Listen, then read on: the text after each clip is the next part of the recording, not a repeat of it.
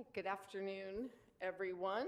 Welcome to our Ad Hoc Committee for LA Recovery.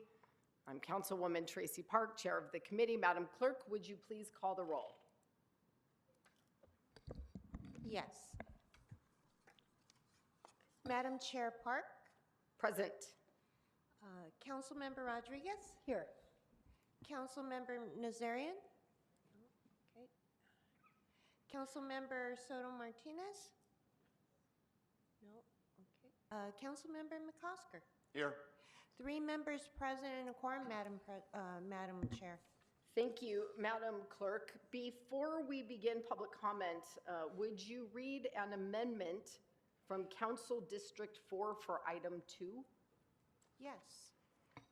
The amendment reads, direct Emergency Management Department, Los Angeles Fire Department, and request the Mayor's Office of Public Safety to develop, adopt, and incorporate into the appropriate city emergency operations plan annex a formal citywide protocol for PDS red flag warnings, including automatic triggers for EOC activation.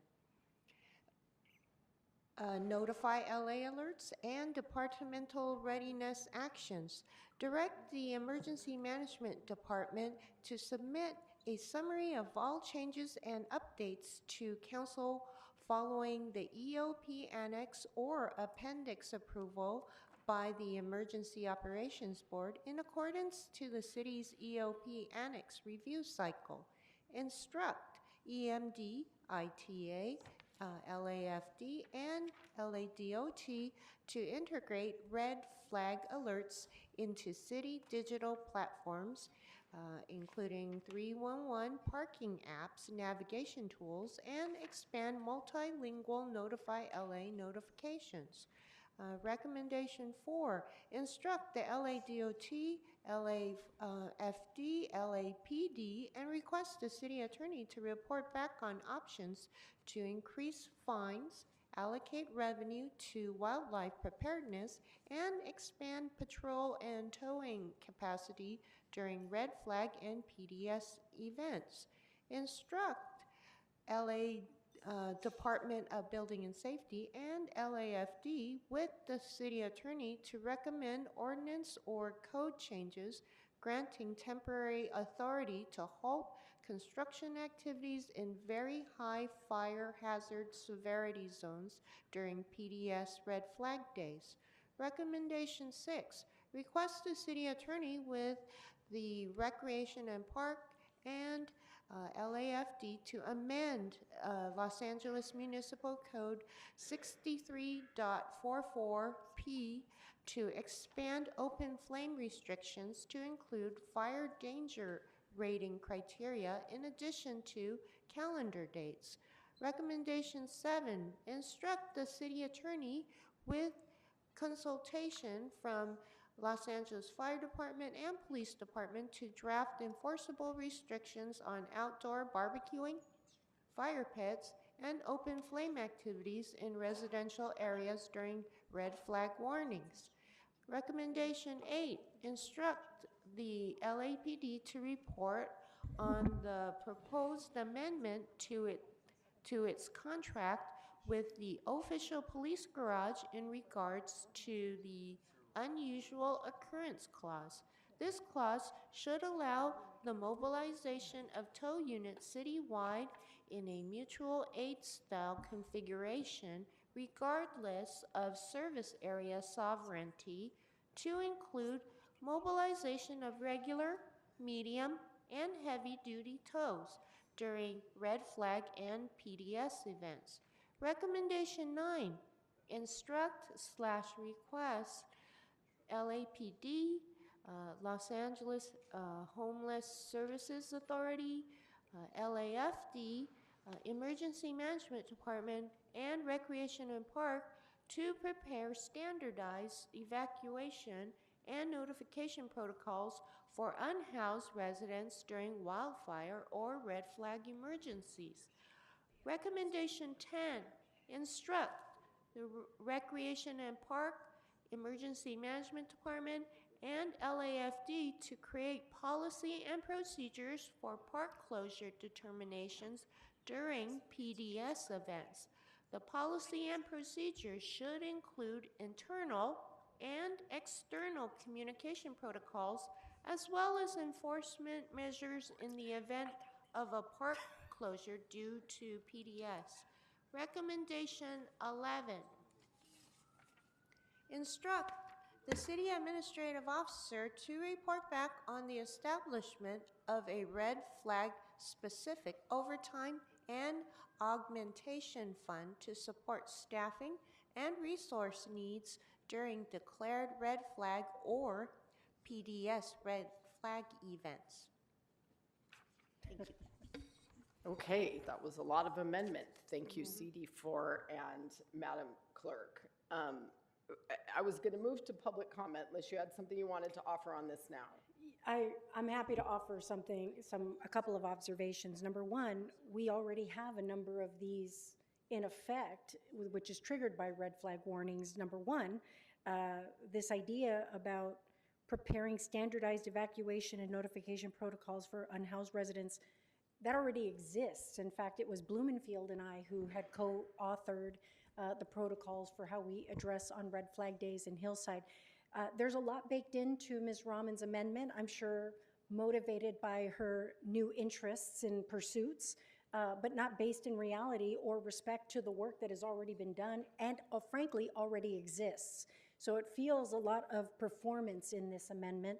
So I don't know what is best, Madam Chair, for amendments. I'd be okay with report backs only because many of these things already exist. And it feels very redundant and an effort to direct staff to run in circles that are already exhausted with work that they've been assigned to have to go through the redundancies of redoing everything to pretend Ms. Rahman's fixing something that ain't broken.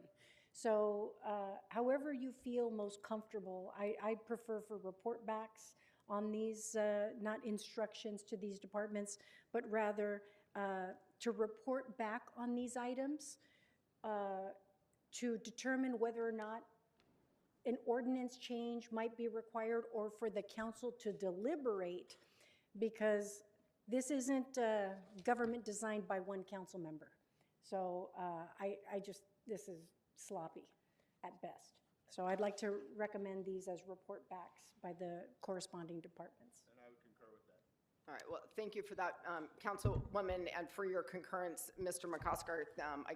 Thank you for confirming that. I could see you nodding your head yes, so thank you for the record confirming that.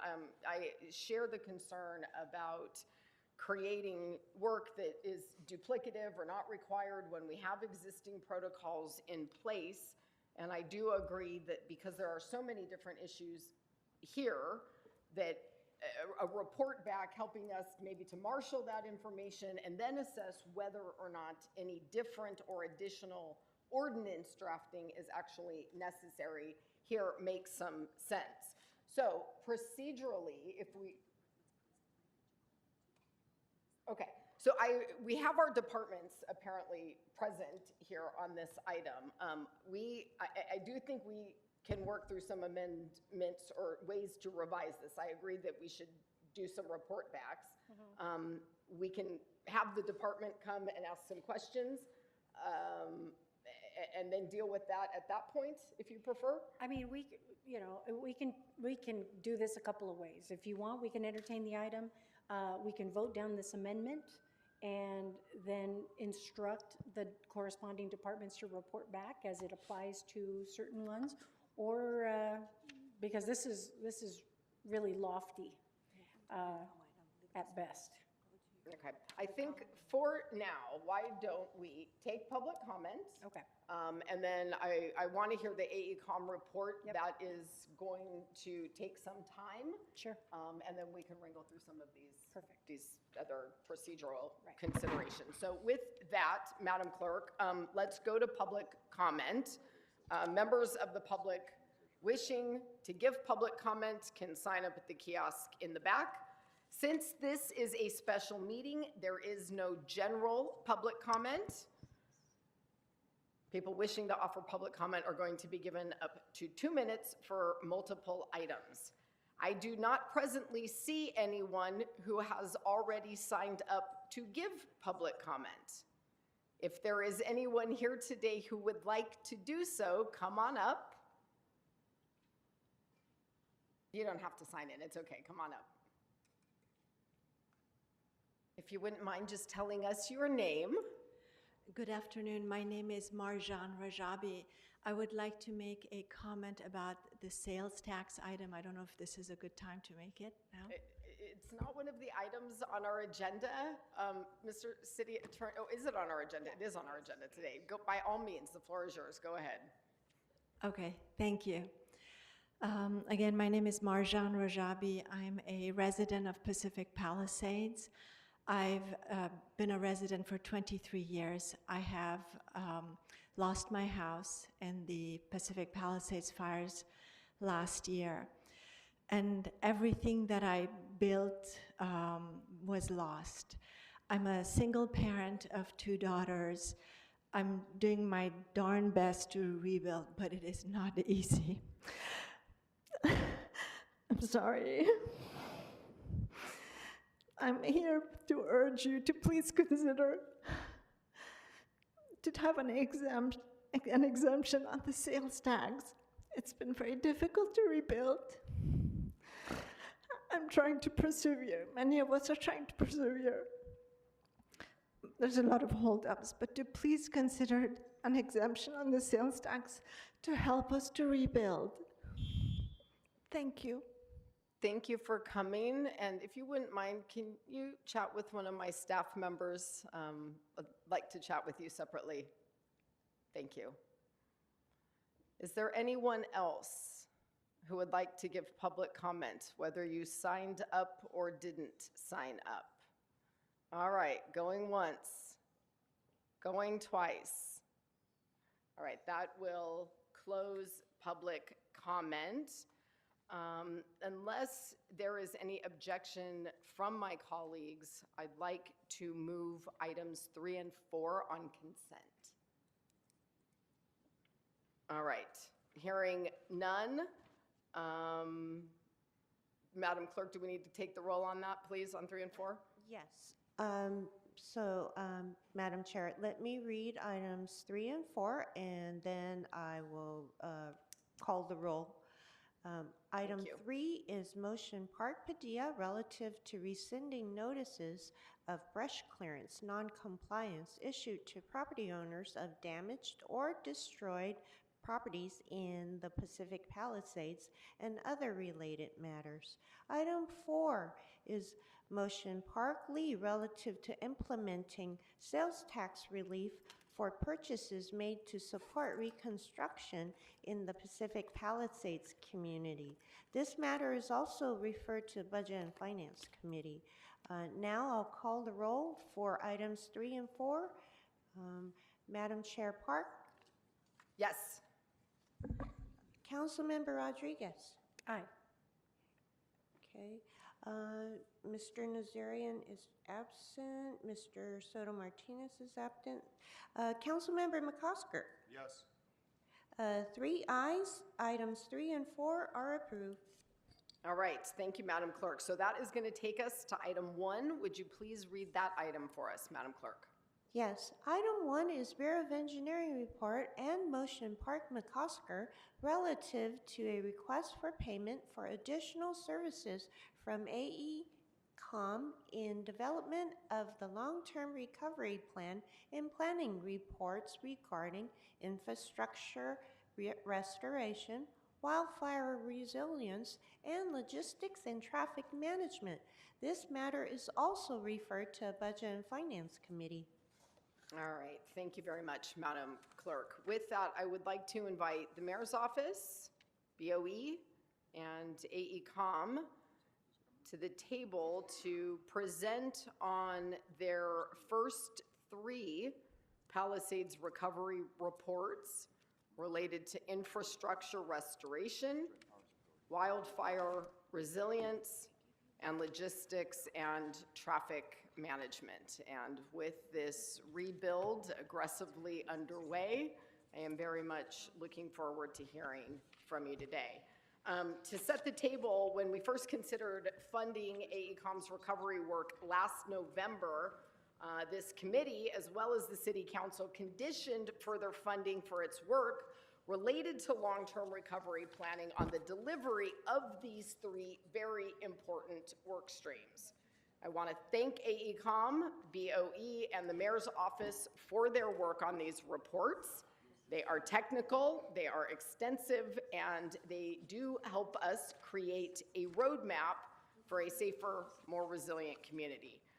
These reports also would not have been possible without the Palisades community, whose on-the-ground knowledge and experience have ensured that our discussion about recovery is community-driven from the bottom up and not top down. So we appreciate that ongoing commitment to a community-led recovery. In particular, I want to thank and acknowledge the Pacific Palisades Community Council and its Infrastructure Committee, the Palisades Recovery Coalition, the Community Recovery Coordination Council, the resident associations, and the countless individuals who sent us letters, emailed comments, and spoke to my team and gave their feedback about these reports. AECOM, I really appreciate your work on engaging directly with the community.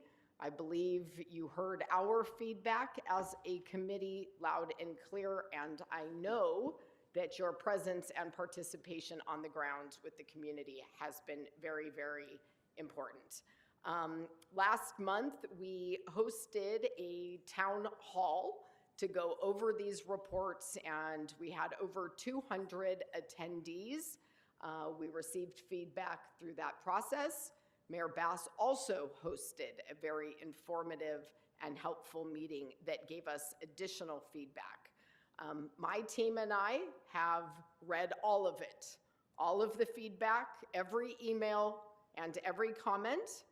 I have personally been in many, many dozens of conversations with you all over these last weeks.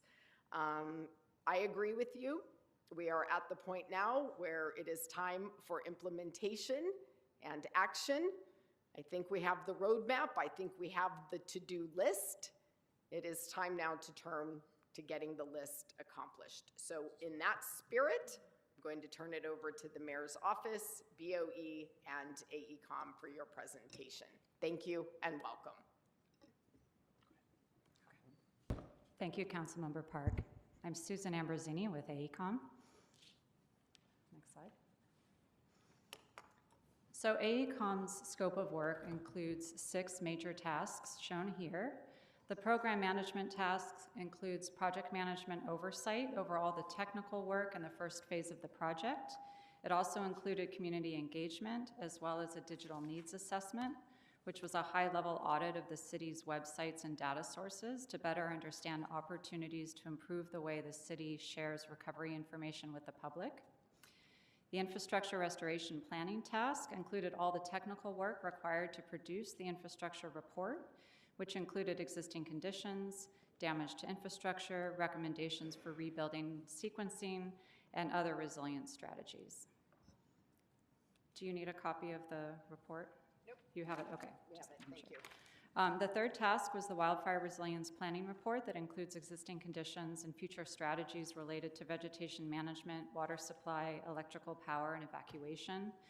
Notably, this report has a great deal of relevance for other city communities in the wildland-urban interface and very high fire hazard severity zones, as many of the vulnerabilities and recommended approaches are transferable to these other areas within the city.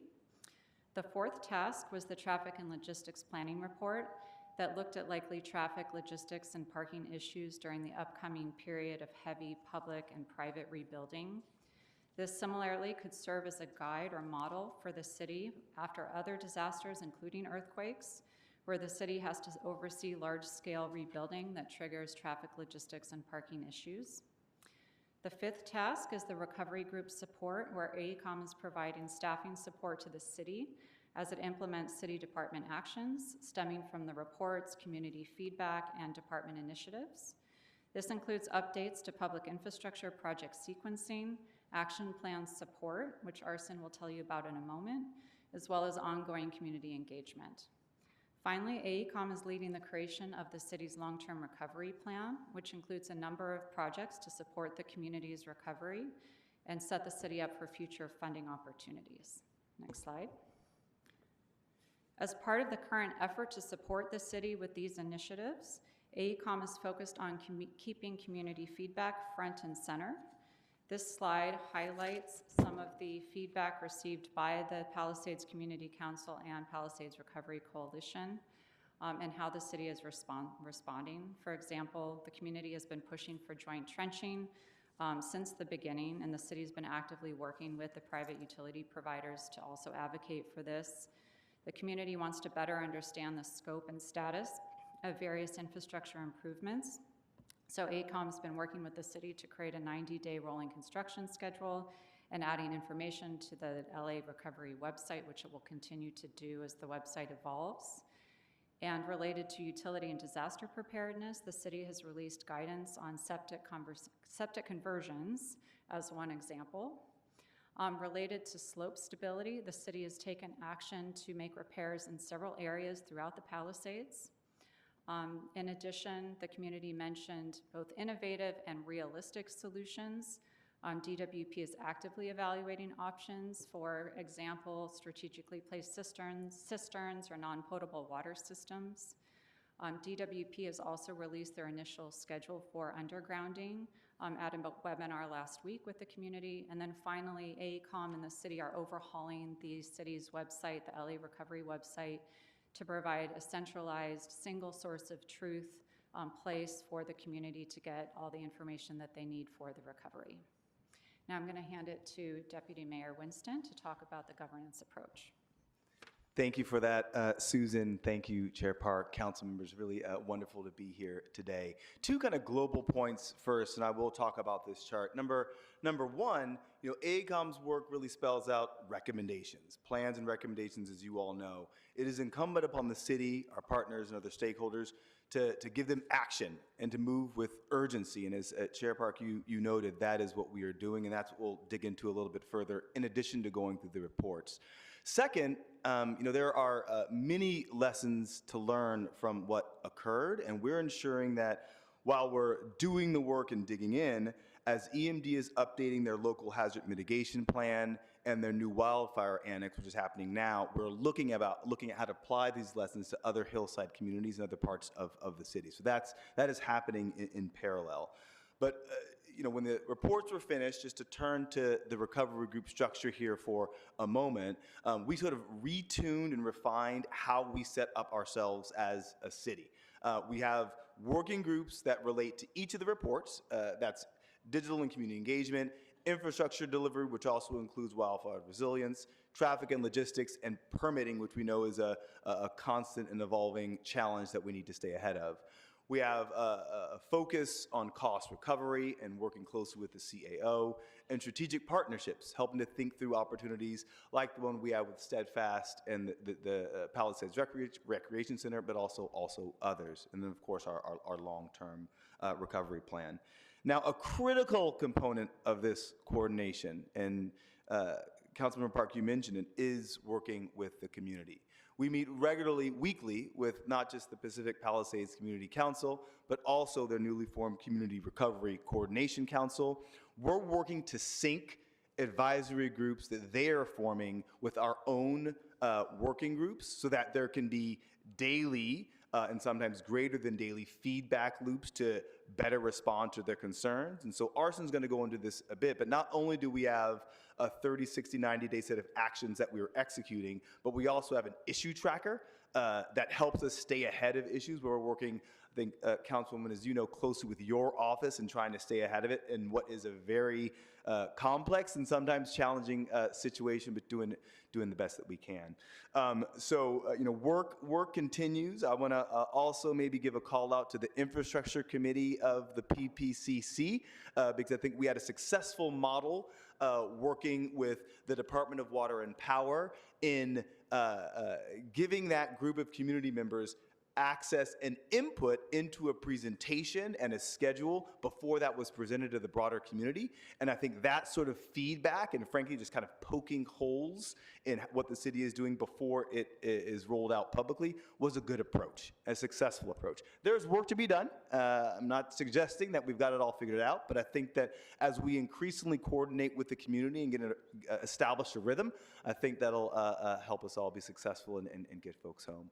With that, I want to turn us to some of our near-term actions in detail. Arson. Thank you, Deputy Mayor. Good morning, good afternoon. My name is Arsen Woskirchan. I'm a principal civil engineer with the Bureau of Engineering. Happy to be here. Thank you. I'm going to speak to the near-term action plan and some of the issue resolution issues that we're dealing with.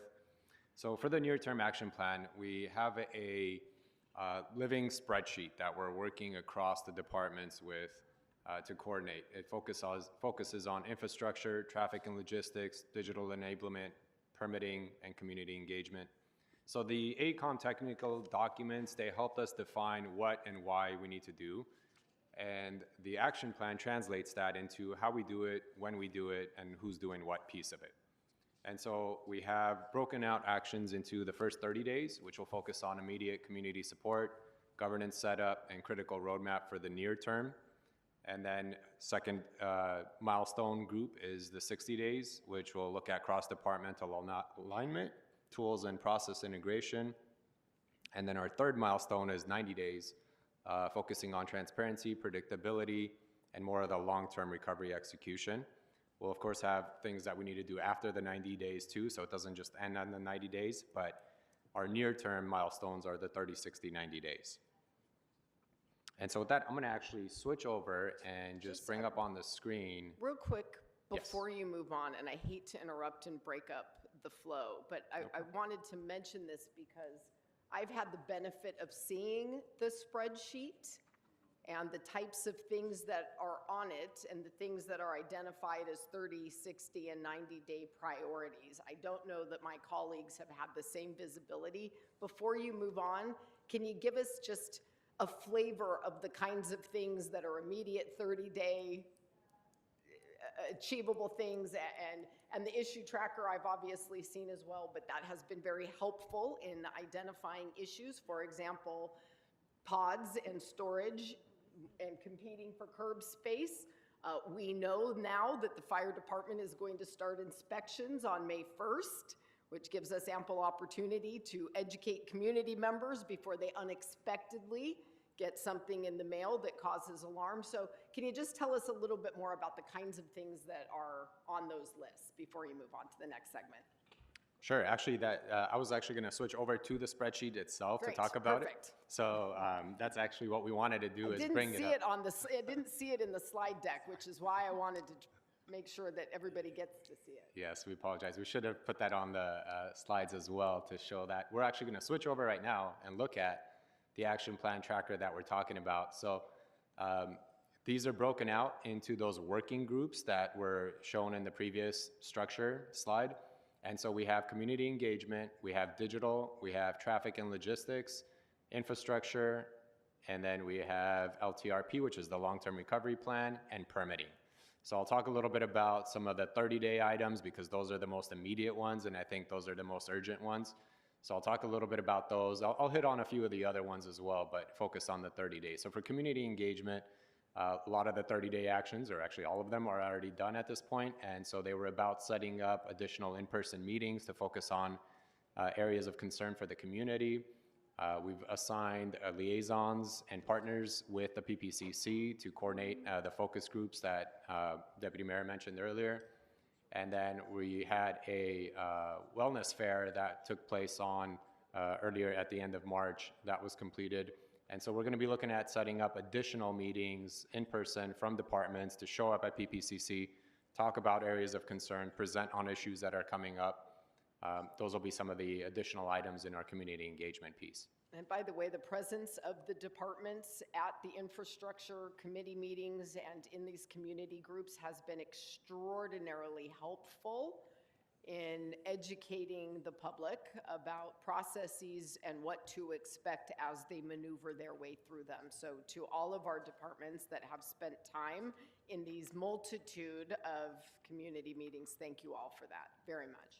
Thank you. And I've myself attended, and I find it helpful too to hear back directly and speak with people to understand what the concerns are, because that'll help us inform how we need to adjust these action items.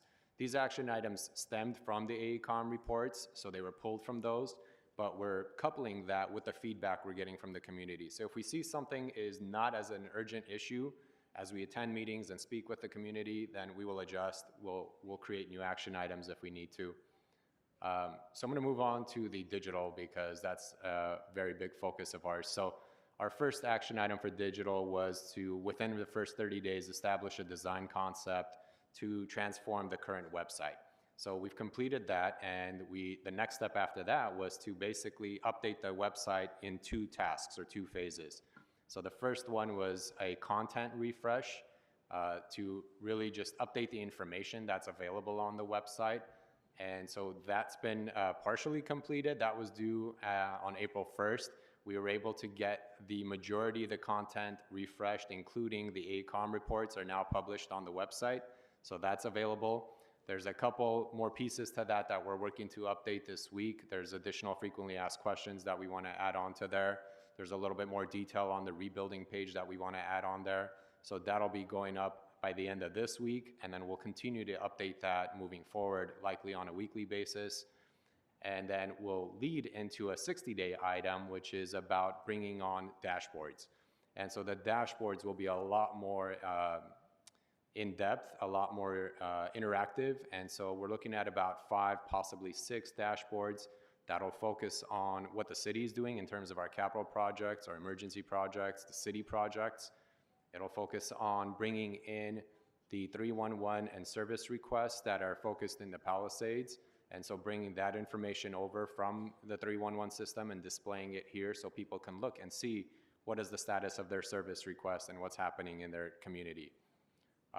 We'll have dashboards for resilience, for permitting, and for funding as well. So to look at what is the status of the permitting as well as what is the status of the funding and the cost recovery on these projects. And if I may just add to that really quickly, and why that's an urgent item, and I know you know this, Councilmember, but one of the prime points of feedback that we heard, both through AECOM and our own work, was the lack of kind of a single source of trust when it comes to information. It lives in a lot of different places across the city, and it's there, but it's not gathered in a way that is trustworthy and verifiable, and has the city behind it. So that is really both the urgency and kind of the rationale behind this item, because it was near the top of the list from feedback that we've been hearing. Yeah, I agreed. It's very, very important component of it, and it's good for the transparency too. It helps educate folks about where we are in the process. When it comes to the funding, as funding is secured in AECOM, and we work with you and your teams to get that done, those pieces will be updated and timelines and deliverables as well, right? Yes, we're actually going to be working with the CAO's office to pull the information that they are working on the funding recovery side. So this won't duplicate efforts. We're going to be working with CAO, pulling that information, and it'll reflect on the recovery website. Okay, good. And so similarly, we're not looking to duplicate efforts from other departments. We know some of this information can be found on department websites, and the intent is really to just bring it together and make it easier for people to find that information in one place. And you can still go to the department website, get more details if needed, but the intent is to have it all in one place, make it easy for people to find it, understand it, and then link out to the additional details. So the digital piece is a very important one, we think, and this is where a lot of the efforts in some of the other working groups are going to feed into. So what I mean by that is, as we go on to the traffic and logistics, a couple of the 30-day actions from here were to coordinate with LAFD to develop temporary access standards and access protections for roadways. And so that's been completed. Basically, those standards already exist, so we've been able to identify, pull them in. Another 30-day item was to identify and assign resources to support enhanced parking enforcement. And so we've worked with LADOT to have that in place already, and we will continue to monitor that. We understand there's nuances there, and we need to fine tune to make sure the enforcement is at the right level. So we'll continue to monitor that. Careful, tread Yes. carefully. Yes. Thank you. Moving on to infrastructure, one of the things that directly was in a comms infrastructure plan was all of the projects that the city is working on, taking those in, and then sequencing them and identifying where the conflicts may be. And so one of the 30-day action items from that stem from that is now updating that list of projects, figuring out which projects are moving forward, which may not, and putting that all back together, updating that sequencing, and then getting that back onto the recovery website. So we've identified the updated project list. That piece is complete. Right now we're working on just the update to the sequencing. It is technically overdue right now, which is why you're seeing the red up there, because we're past April 1, but we're right there. In the next few days, we should be getting that sequencing back up, and it'll include the updated information from DWP's undergrounding schedule. So we think it's important, even though it's a few days later, it's important to incorporate the latest information in there. A couple other 30-day action items were to open up the temporary Palisades Library, which has been completed and is now open. Working to clear out some of the choke points and debris basins and culverts. So LA Sanitation has already gone out and done that work. So that piece is completed. Renee, real quick before you move on, there's a whole bunch of those bioswale things Yes. that are just, at this point, look and feel like clutter. They're not positioned properly. There are storm drain gates that still need to be replaced in places. Can we do a double check on the inventory of those and make sure that the ones that are there and left in place are needed and that they are in good working order, and ones that don't can come up? I was out on Friend Street today, and it feels like stray leftover material. So I know that we are still doing the work on storm drains and catch basins, but there's some Yes. grunge around the edge that needs attention on the streets. Stuff that's taking up and blocking access on curbs, and as the space gets tighter and tighter with more and more trucks and construction moving in, even those little things can help. Yes, we saw that too. We went out there last week on a tour, and so we noticed that as well. Some of that was from the debris cleanup efforts. Some of it is for the catch basin inlet protections. So that's actually one of our 60-day items as well, action Great. plans, is to go back out and make sure that those are being cleared out after the rainy season. And so we'll continue to monitor that and work with sanitation to get those cleared out. And by the way, some of the major infrastructure restoration projects that are already completed or are on these timelines, you all have done an incredible job. These bulkhead repairs, those are major, major efforts. And I know one of them is completed, the two are still underway. Obviously up at Positano, as you guys are working on completing that bulkhead repair, Caltrans wants to get in and start doing its geo-assessments for the Tramonto landslide. And so I assume you all are talking and getting that coordinated, because it's an awful lot of big equipment and people to navigate through very, very narrow, constricted space. So Yes. I can't remember if that's on our list or not, but it's a pending issue that's going to require some coordination. So we're not stepping on each other. Definitely. Thank you. We'll definitely follow up with that. I know the Bureau of Engineering, when we work on our projects, we do coordinate with them. And so definitely in terms of the logistics and getting in and out, we'll work with them on that. We asked them to please let us finish first. Yes. So these are the action items on the infrastructure side. Some of the immediate ones is getting the projects updated, getting the sequencing updated, making sure we're not stepping on each other's toes and we know who's working on which project at which location. And so we're working with the departments to get that information into our systems and basically be able to then continue to monitor those projects, track them moving forward, which will help us develop that 90-day look forward, construction look ahead schedule that the community had asked for and that Susan brought up earlier. And so the idea with that is we get the projects identified, we get those projects into our project management systems, and then be able to bring that data around through the website and show it on our dashboard to show where the projects are, what the schedules of the projects are, and where they are physically located on a map. We have the long-term recovery plan, which is currently in the works, and so we have action items for those. Most of the action items for the LTRP are focused on the meetings that are happening, the gathering information from the departments, identifying what the projects will be for that long-term recovery plan. So those are listed on here as well, and we're tracking those. On the permitting side, one of the 30-day action items was to expand the one-stop rebuilding center services and launch the inspection and permitting support center, the PIPC, in the Pacific Palisades. So that's been completed, is online now. Briefly interject there, Arson, because I know we have DWP here, and I want to underscore what it took to launch that permitting center in time, kind of in record time, building that space. And I know it's been a kind of a critical resource for residents on the ground. This is the Permitting and Support Center, Councilwoman, just for answering questions, addressing issues, and again, doing so in a fashion that is, I think, highly responsive and being on the ground. It's been a big benefit. So I just want to point that out. It is, and I really hope that what we are modeling there as we demonstrate success by de-siloing our departments and creating multidisciplinary teams that are tasked with problem solving, that is what we need to take citywide.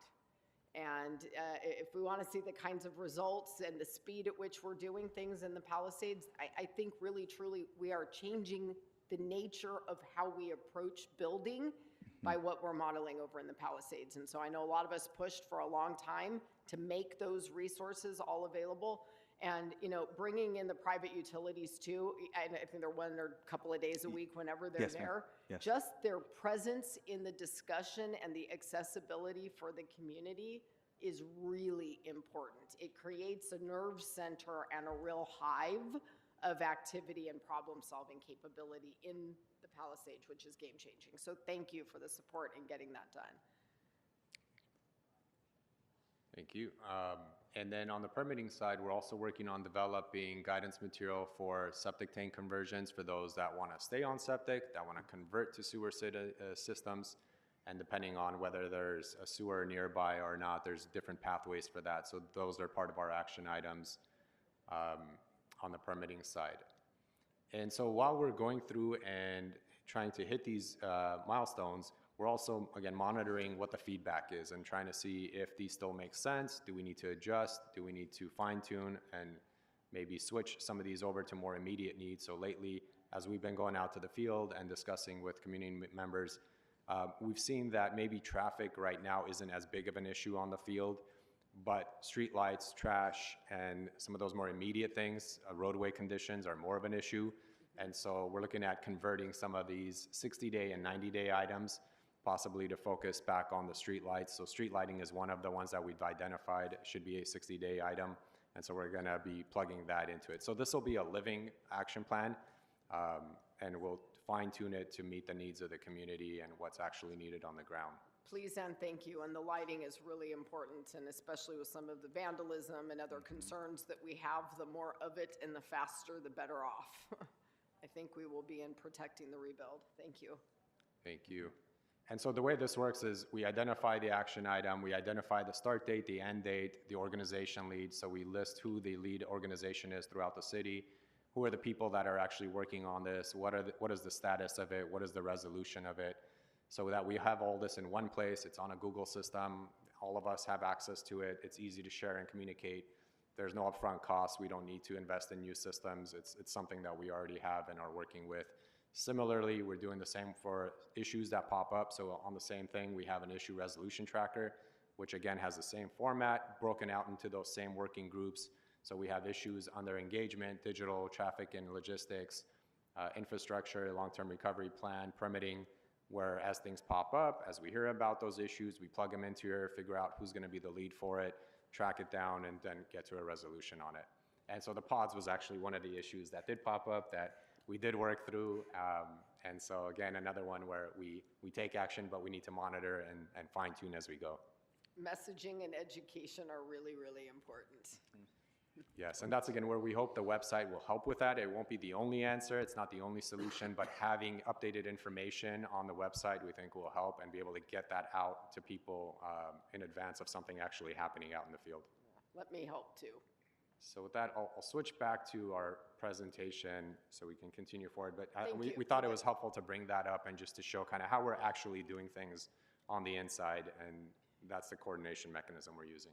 Thank you, I appreciate that. I wanted the community and my colleagues on the committee to have a glimpse into what our shared workspace looks like and what the inventory of projects underway currently are. So thank you for that. And I just forgot to mention, but we meet on a daily basis with the working groups. So there are daily meetings, and we work with the overall departments on the larger umbrella recovery group on a weekly basis. And so this is a day in and a day out operation. It is, thank you. Susan.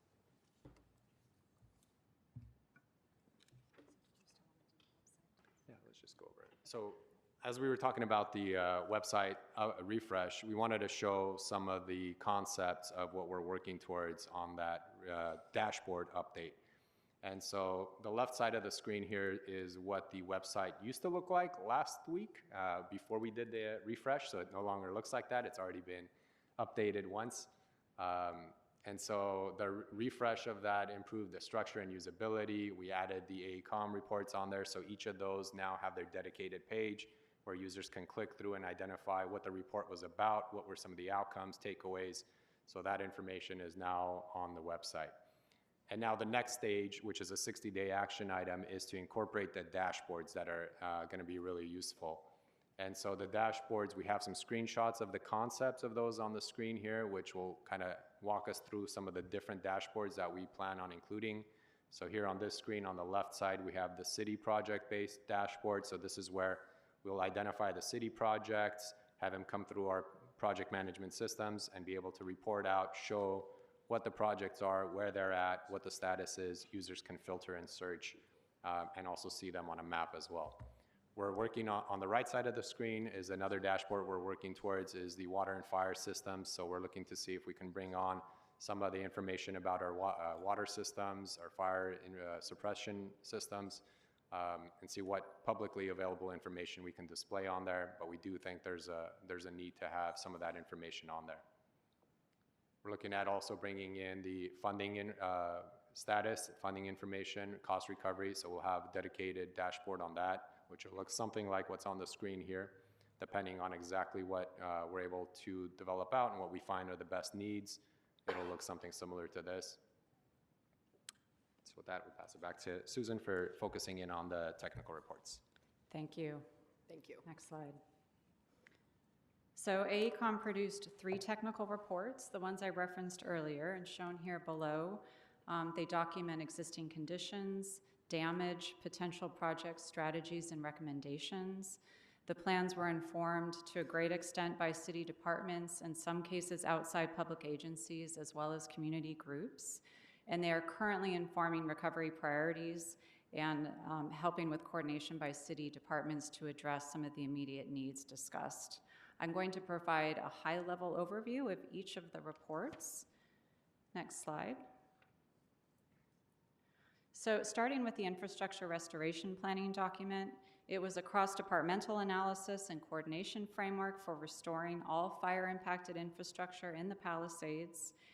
The evaluation included wet and dry utilities, streets and surface infrastructure, and natural systems. Next slide. We looked at infrastructure through a 3-tiered lens. So that included the first tier of emergency response, the second tier of intermediate improvements, and then the third tier, which were longer-term upgrades. So we looked at over 240 projects and analyzed them across timeline, scope, cost, physical impact area, and revealed the interdependencies between the utility system, streetscape, trees, and natural infrastructure, which led us to be able to look at sequencing and deconflicting the project timelines as they existed within the departments themselves, so we could work towards a coordinated, cohesive schedule moving forward. Next slide. So as Arsen talked extensively about the 30, 60, 90-day action plan, the infrastructure restoration plan directly has impacted the approach to the action plan shown here. So for example, the technical work on the report that was completed It's now informing the plan, such as like the systems level planning document that we produced has been translated into that set of actions that Arsen walked us through. And the sequencing work that was performed in the report is being translated into an updated sequencing schedule and the 90-day construction look ahead. And so while the report provided that technical and policy rationale, now the city is able to move forward to advance implementation, document decisions, and share status internally and with the community. Next slide. So next I'm going to review the wildfire resilience planning document. It covered the topics of vegetation management, water supply, electrical power, and evacuation. Next slide. In terms of vegetation management strategies, it included a number of items highlighted here. It includes the removal of invasive vegetation, creating fuel breaks in key locations, establishing green buffers, and leveraging existing or creating new community-based education programs. The city is beginning to implement some of the strategies in the report, some of which are shown on the right here, which include ongoing brush clearance along city roads, and looking at enforcement, or LAFD does enforcement of brush clearance, but looking at other ways to kind of further that implementation. The city is working with the county and other jurisdictions, Cal State Parks, or state parks, and Santa Monica Mountains Conservancy, for example, to look at operational and funding approaches modeled after other California jurisdiction. And then the city's been implementing post-fire erosion control and restoration, which has the potential to be advanced through potential projects that will be outlined in the long-term recovery plan. Just real quick before you Yes. move on, the brush clearance strategies, particularly on the state-owned properties that abut our residential communities and our city and other critical infrastructure, is critically important. Certainly, as you all know, there is a very high fire severity zone that stretches basically from the Pacific Palisades through Councilwoman Rodriguez's district out to Altadena and beyond. Last year, we added an additional 16,000 acres to the city of LA's high fire severity zones, and much of that abuts state-owned land. And that headband that stretches from the coast through our hillside and canyon communities needs to be dealt with. And whatever that buffer is, whatever the experts recommend, has got to be the policy focus so that we can protect our neighborhoods. And that has got to be done, and it has got to be on a regular schedule and cycle. So we appreciate the assistance and the leadership coordinating county and state resources that are going to be necessary to get that done. So I think that is an area where we need to have a very comprehensive plan and a threat that needs to be taken very seriously. There is decades of accumulated fuel load on those hillsides, and we have got to deal with the implications of that. Not even implications, the realities of that. We saw them on January 7th. So thank you for making that a priority. Much appreciated. Yep, no, thank you.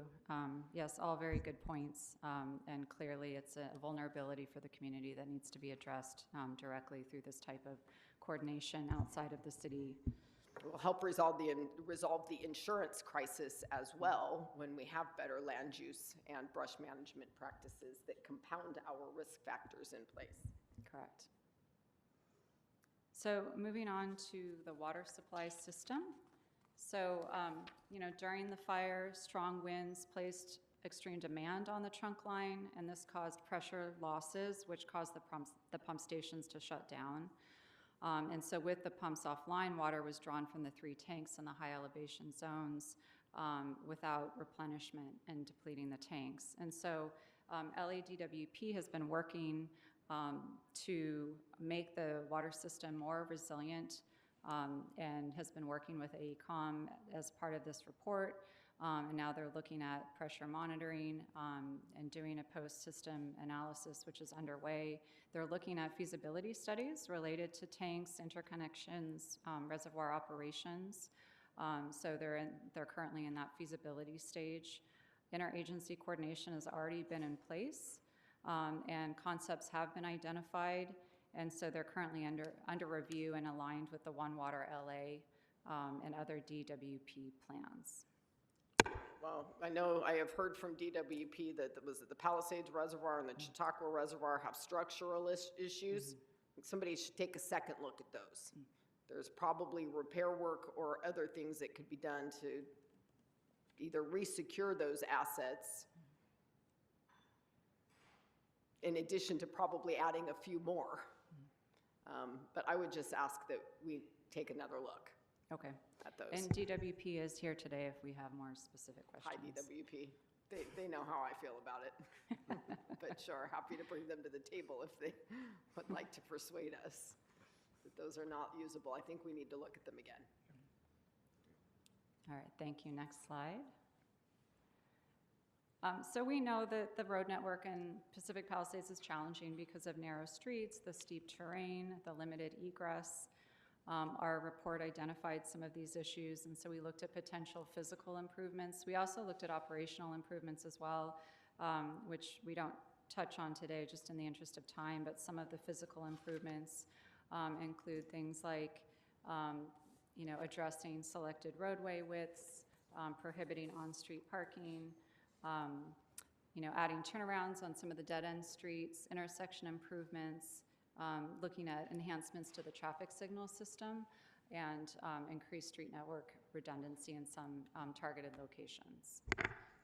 All right, I would just add to that, making sure that we have adequately hardened infrastructure around our traffic signals and things like that. We all know the issues that we had on January 7th with remote access and controlling due to infrastructure not being adequately secured and vulnerable to theft and vandalism. So let's not repeat that mistake as we're rebuilding. Yeah, and so currently we have the traffic logistics and parking working group that is working through some of the ideas moving forward. And so we'll be working together to identify the potential actions along with EMD, who's really focused on implementation of evacuation. So finally, next slide, we have the logistics, traffic, parking, and communications plan, initially focused just on logistics and traffic, but parking has come up as such a major issue while working on the reports and currently and part of the implementation. So we looked at that as well. So we covered the topics of traffic and emergency access, construction logistics, parking curb and right-of-way pressures, and the communication side of it, which is really, really critical. Next slide.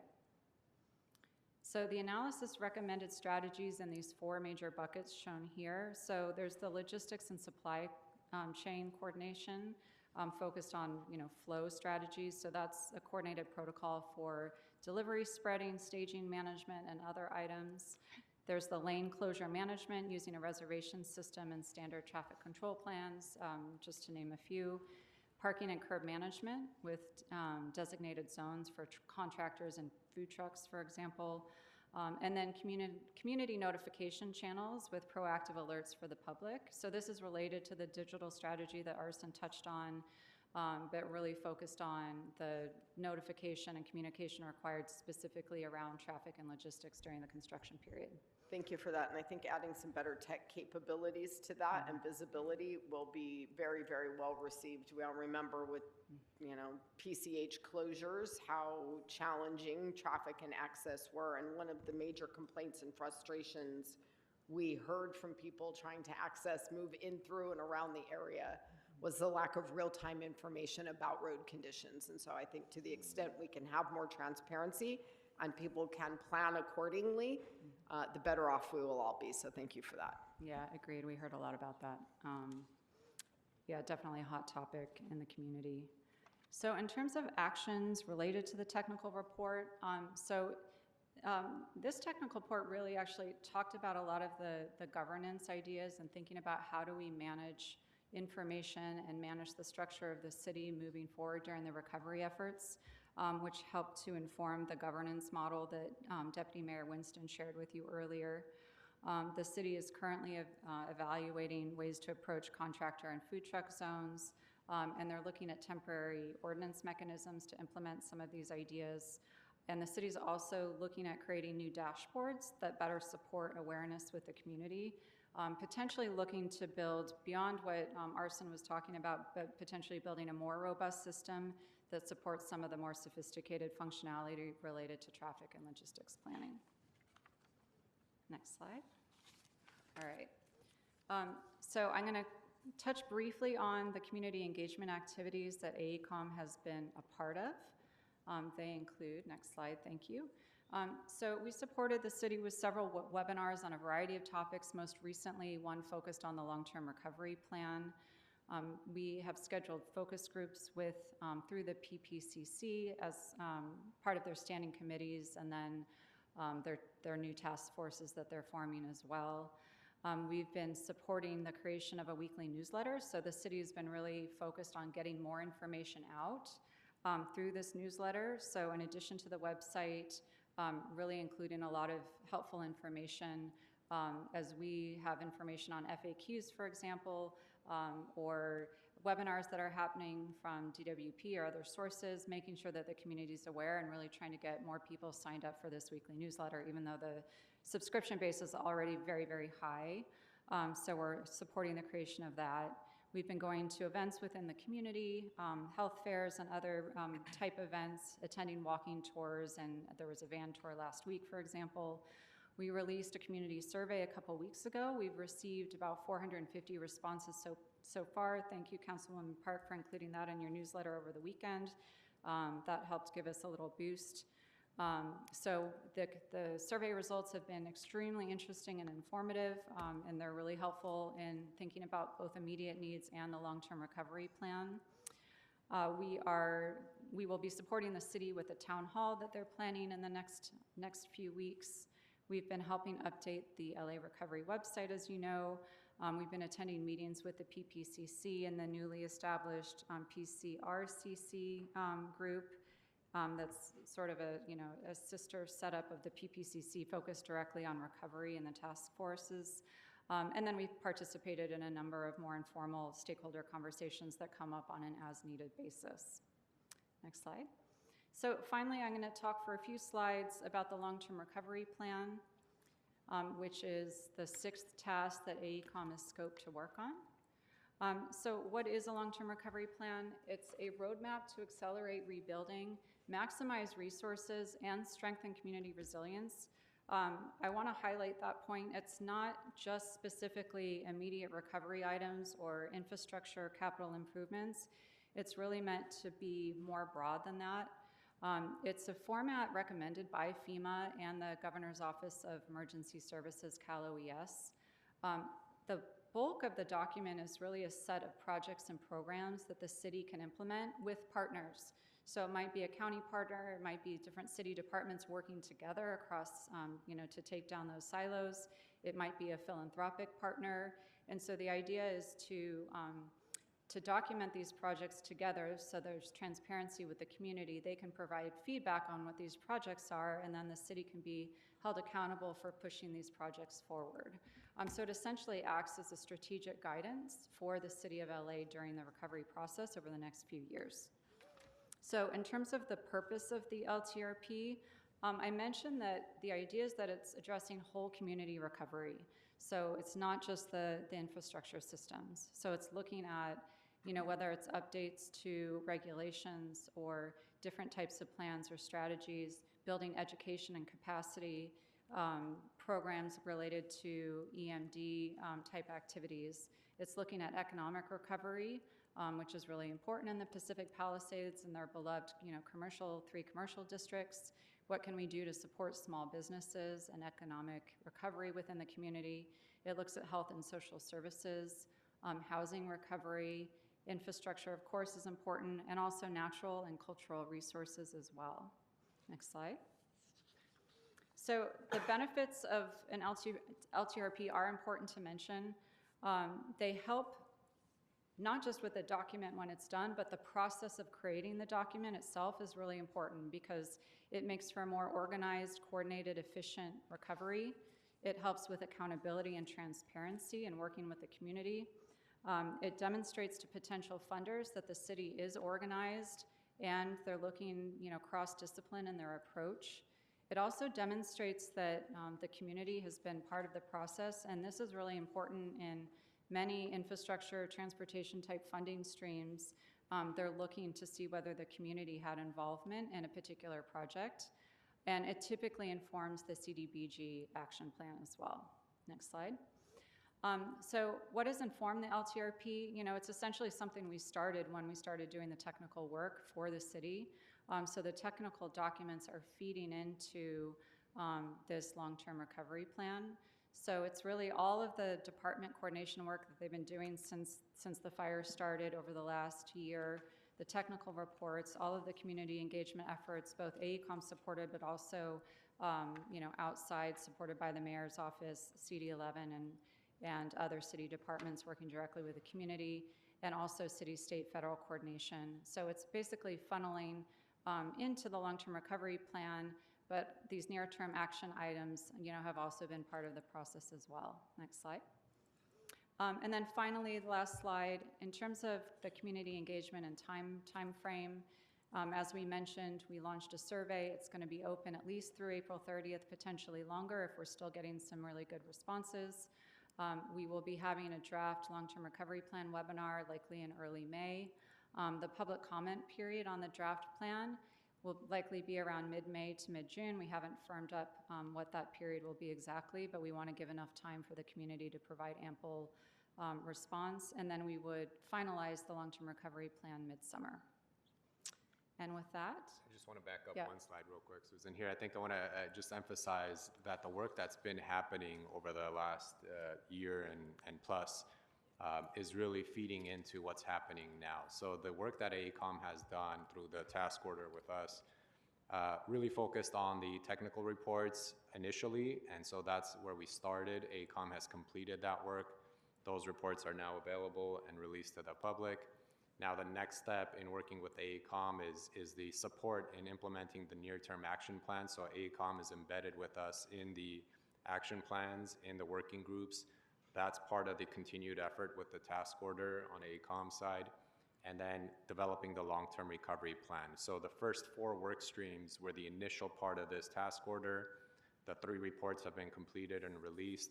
Now we're moving on into the latter 2 work streams, which is the implementation of the near actions, which is the staff augmentation piece, and the long-term recovery plan. So this is why it's so critical that we're able to continue the work with AECOM, continue the expenditures with the funding that's been provided, so that we can continue to close out the near-term actions and finish the long-term recovery plan. So just wanted to kind of frame that back into where we are with the task order and the work that AECOM is doing, and to kind of put that into perspective on the work that's been completed, and then the work that we need to continue with the funding that's been previously provided to be able to complete these items as well.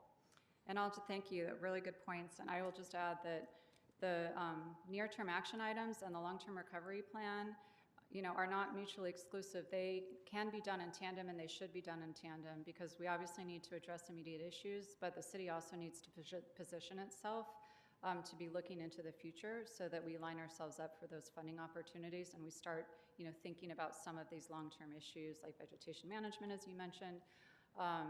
And so it's really important that we're positioned in both ways to be really smart about the overall recovery.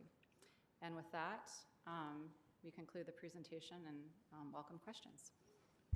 Thank you. You've actually answered many of my questions just in what you've covered. And I just want to say thank you again. AECOM came in 6 months late to the party, and you had a very steep learning curve in a very short amount of time. And, you did a very credible job capturing these issues and setting up a framework, especially as it is being integrated with, for example, the Infrastructure Committee through PPC, that seems to be working and seems to be giving us the elbow room that we need in real time to make adjustments on the ground. And so I want to commend you for that. There are some just really good recommendations that came out of the various reports. revising sequencing schedules so that we aren't resurfacing a street and then a month later DWP is going to come through and trench it, expanding some of the parking restrictions and interventions to address the evacuation concerns, created the mobile food service zones, mobile vendor zones, and things like that. So it sounds like you have the working groups that you need in place to sort of manage those things and implement those strategies, but some of these projects are not funded. Who is the central point of coordination for strategies to secure funding for those projects? I'll take a first pass at that, Councilmember. And there's a number of, I think, of ways that we're trying to pursue funding. I would start with the mayor and Mayor Bass's work. That has been something that she has leaned into incredibly hard. I think, as you know, we've had some trouble with FEMA, and that's been kind of out of our control to some extent, just with this administration. However, earlier this year, following the president's appointment of Administrator Lee Zeldin to be the permitting czar, I think that has been, might I say, a partnership actually, where the mayor and Administrator Zeldin have worked together in the past. That's certainly helped to pave the way. But central to that conversation has been our funding, both in terms of cost recovery and beyond, from the federal government. We had been, I think, as you know, Councilmember, denied for some of our funding requests starting back last summer in ways that were, frankly, unprecedented. And so really getting movement on that front is prime. The meetings with Administrator Zeldin, I think, as you know, led to a conversation that the mayor had with President Trump some weeks ago, and that discussion continues. So I know they know our requests. The administrator was in town here as well, meeting with community members, gathering input on the ground specific funding needs, and that has all been compiled. So I'd say that conversation is active and ongoing. And I think the mayor just had another conversation this last weekend. There's also the work of the CAO. And I think we have Ben is still here now. I don't want to call him out, but they have been diligently working with another consultant that we brought on board, IEM, to pursue cost recovery and just think through strategies. I mean, this is a landscape for funding. Just to repeat again, that is unprecedented. Experts who've been through cost recovery and seeking reimbursement or ways to find funding in our prior disasters, Lahaina, what happened in Sonoma, Paradise, a lot of those lessons are kind of difficult to apply because FEMA is operating in a way that is not usual. And they've told us that frankly. And so we're working very closely with the governor's office, very closely with our congressional partners to figure out both how to pursue appropriation requests, working with the White House, and shaking through some of the state dollars. So that's government funding. I'll also add, though, and it'd be remiss if I didn't add, just the work or interest from community members in the Palisades to find creative ways to fund.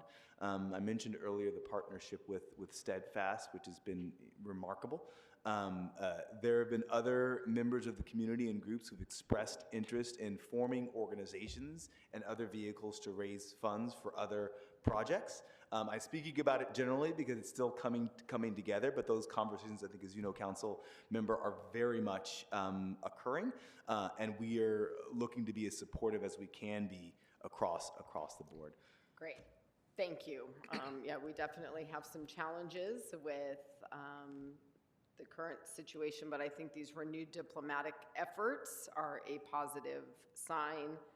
And I think the opportunities to consider disaster recovery district and those types of long-term financing strategies make a lot of sense and will help alleviate some other pressures as we head into what inevitably is going to be a very, very difficult budgeting year.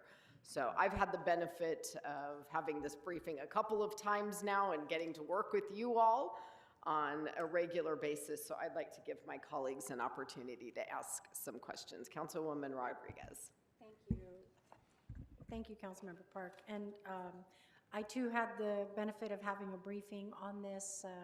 Obviously, I had some very pointed questions and in our conversations previously. And so, I think I think you guys have done an excellent job presenting this afternoon and giving me some insight as to this process. And I just wanted to reiterate, I think for so much of the public that is interested and equally concerned about their own hillsides. This is not just the blueprint for the reconstruction of the Palisades, because this is really, and we've talked about some of the mitigations and work that we've introduced subsequent to even some of the wildfires that have happened in my own district. So much of the responsibility that each of our departments are already prepared to do. They already know how to do it. It's the lack of rehearsal to execute in those emergency situations. Go to any command post that's starting up. It's a mess. We know it. People jockeying for position to make the decision tree. It's tough, but it's important that everyone's operating from the same information and from the same data. And so I know we provided access to just understanding from the animal keeping and everyone rehearsing when to activate the certain evacuation protocols, and this will also apply as we talk about the subsequent item that we've got, is one of the most important factors.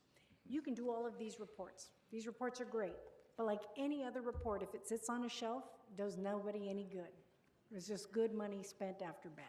So I think the most important part of all of this is our ability to make sure that we are understanding everyone's role and responsibility and when certain things get triggered. And I think, Arson, I looked at your list. It looked like an engineer did it. It was great. It was a project management tool that I think would benefit everybody to understand. That's what accountability looks like. That's how measuring progress, that's what it looks like. And you're keeping everybody on track with that. And it's an important part of making sure that we have greater accountability and how people feel confident that things are making progress. You can show that to members of the community and say, look, we've resolved these issues. These are our points of contact, because we're all trying to row in the same direction to keep the momentum and maintain the momentum in this. The Palisades is depending on it for its reconstruction, but frankly, the rest of the city is also eager to see it, because so much is, so much of the strain on resources right now is coming as a result of the demand for all the extra effort that we have to put into the reconstruction of the Palisades. So it affects us all. So I appreciated that. I'm a nerd about that stuff too, so I appreciate it. But just going back to, I think one of the greatest opportunities that we have right now as a city is, learning the lessons and making sure that the departments are ready, but not just ready, exercised. That muscle memory goes pretty quickly. And we saw it after COVID. Everyone, the positions change, people are new, folks transfer into new positions, and they get swept up into, the issue du jour, right? Whatever the emergency du jour is that day, and they're focused on that. But the reality is that we all, and this is everybody, this is staff in the mayor's office, this is council staff, this is everybody. We are all first responders. And particularly at a time when, sadly, many people still haven't returned to work. Yes, I said the quiet part out loud. We all have an obligation to show up in these emergencies. Period. Full stop. And so everyone needs to be reminded of that. We are all first responders in these emergencies, and we all have a duty to respond and make sure that we are showing up to aid the very communities who pay our salaries. And so I want to really underscore that. It's why everybody needs to be familiar with the evacuation protocols, with understanding how it all works. It's literally a rehearsal for the inevitable emergency that will affect our cities. And so we have that, I think we're in a very special moment right now before we have to learn the hard lessons. And sadly, I had to learn it twice back to back, because first I had the Latuna fire, and just as we were getting our head up above water from the Latuna fire, the Creek fire broke out and half my district was evacuated. So all of that we already learned the lessons of, it's really important that, because we saw it on January 7th, Hollywood Hills, El Sereno, Chatsworth, all of the opportunities that people will seize during difficult times as a city, we all have an obligation to make sure that we're not just, we're looking over here so everything else kind of falls apart. We have to walk and chew gum with all of this. So I look forward to working with you on making sure that we are prepared and operational, taking some of the lessons that we've learned here. Thank you for, again, I don't want us to have to be too rehearsed in reconstruction, because I want us to be much better at preventative. We need to be much better at preventative, and there's a lot of we've got a lot of great, talented people that know how to do this. We just got to resource them and support them right, but we got to give everybody the space to practice as well. Yes. So, thank you. Thank you for that, Councilman. If I can just say a couple words, and it was so fortunate to meet last week and kind of hear more about your work in the past, and making sure that the lessons learned from this incident and this process are brought to the rest of the city. A few things that I'll say, and I think you mentioned this, we're updating the local hazard mitigation plan, the wildfire annexes, including the annex for small and large animals and other parts of it.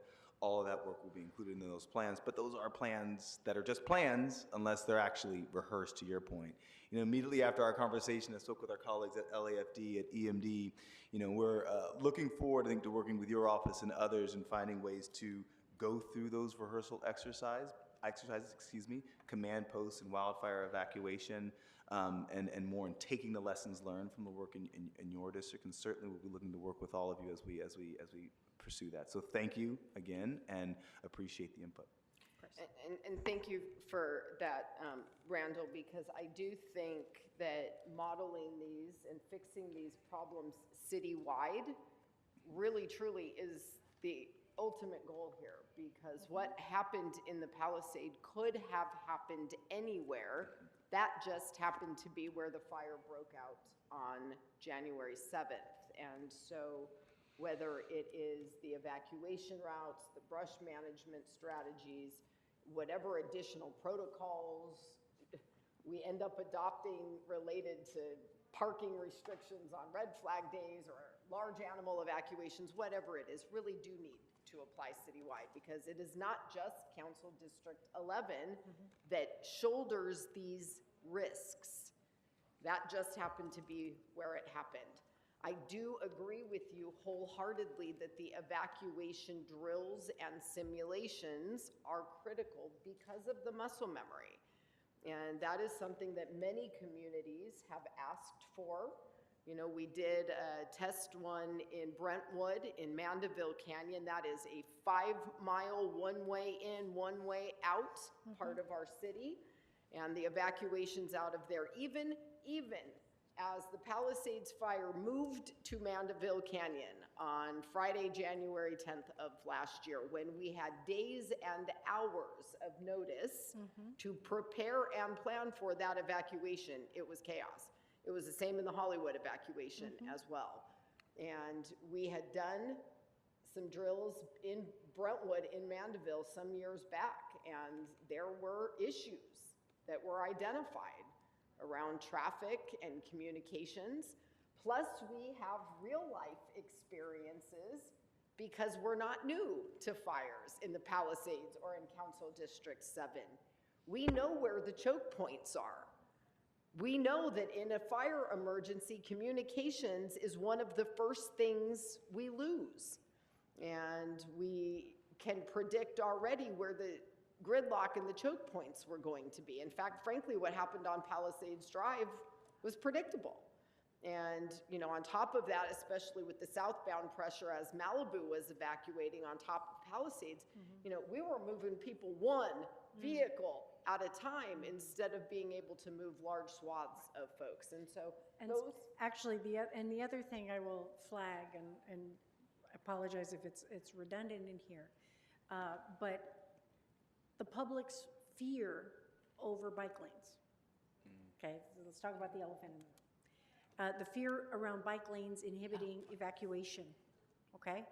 One of the things that I instructed DOT to do on January 8th, when we had the Hearst fire, was because the winds were so erratic and it was not in control, we did not have control of the fire at that time, I instructed DOT to remove all the bollards along Foothill Boulevard, which is adjacent to the Sunland to Hunka community, because we had a lot of brush. And the reason why is because, again, and people will vilify the bike lanes as, oh, this is going to limit us. By the way, we don't have fires every single day, but we do have traffic accidents and pedestrian deaths and bicycle deaths almost every single day. So, you know, we have to prepare. It's nimble enough to respond to those emergency situations. DOT removed all the bollards so that we had an additional functional lane for exit. And it's about making sure that everyone understands that those instructions have to be given from the command post to DOT to do that in an evacuation. So I went to the Valley Command Post and I gave the instruction, you need to remove these bollards, because should this now spread, which is, again, you can't predict it, but should it spread, I don't want any excuse. I don't need DOT out there once it's already on fire. It's too late. But we need to anticipate.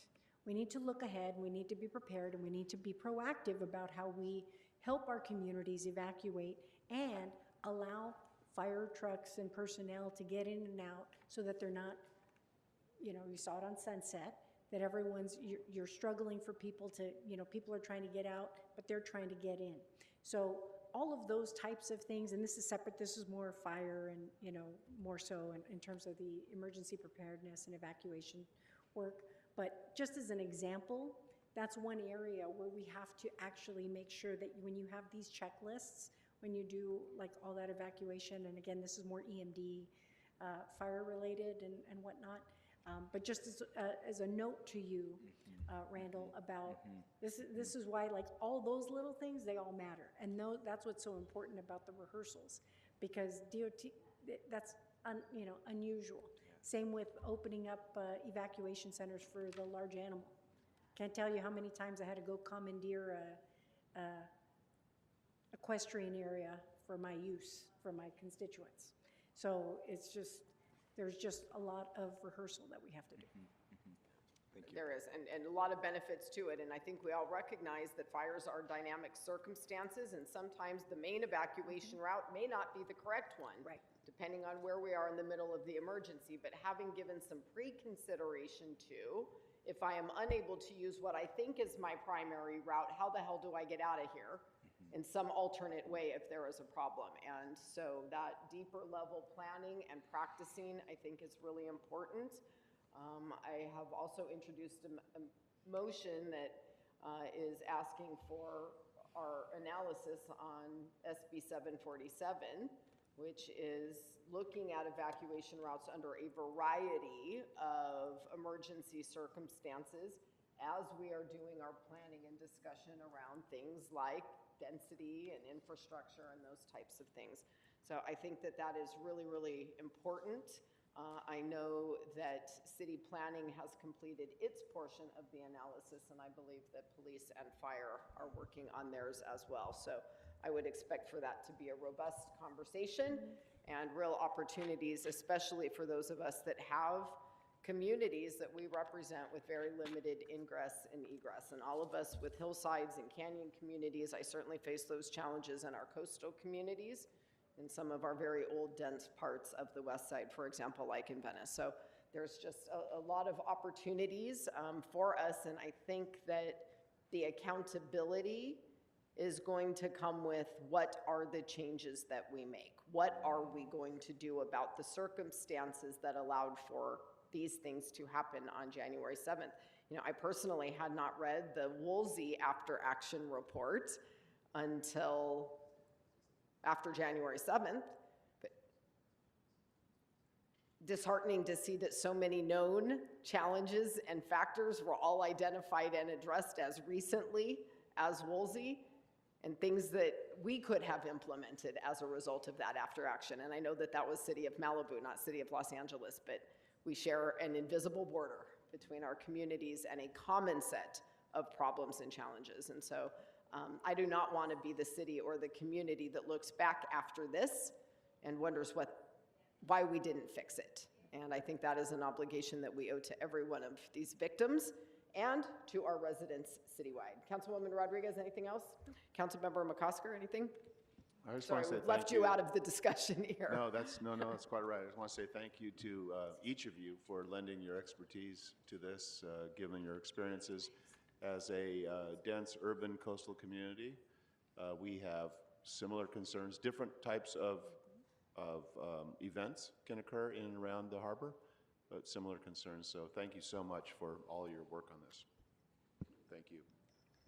All right. So with that,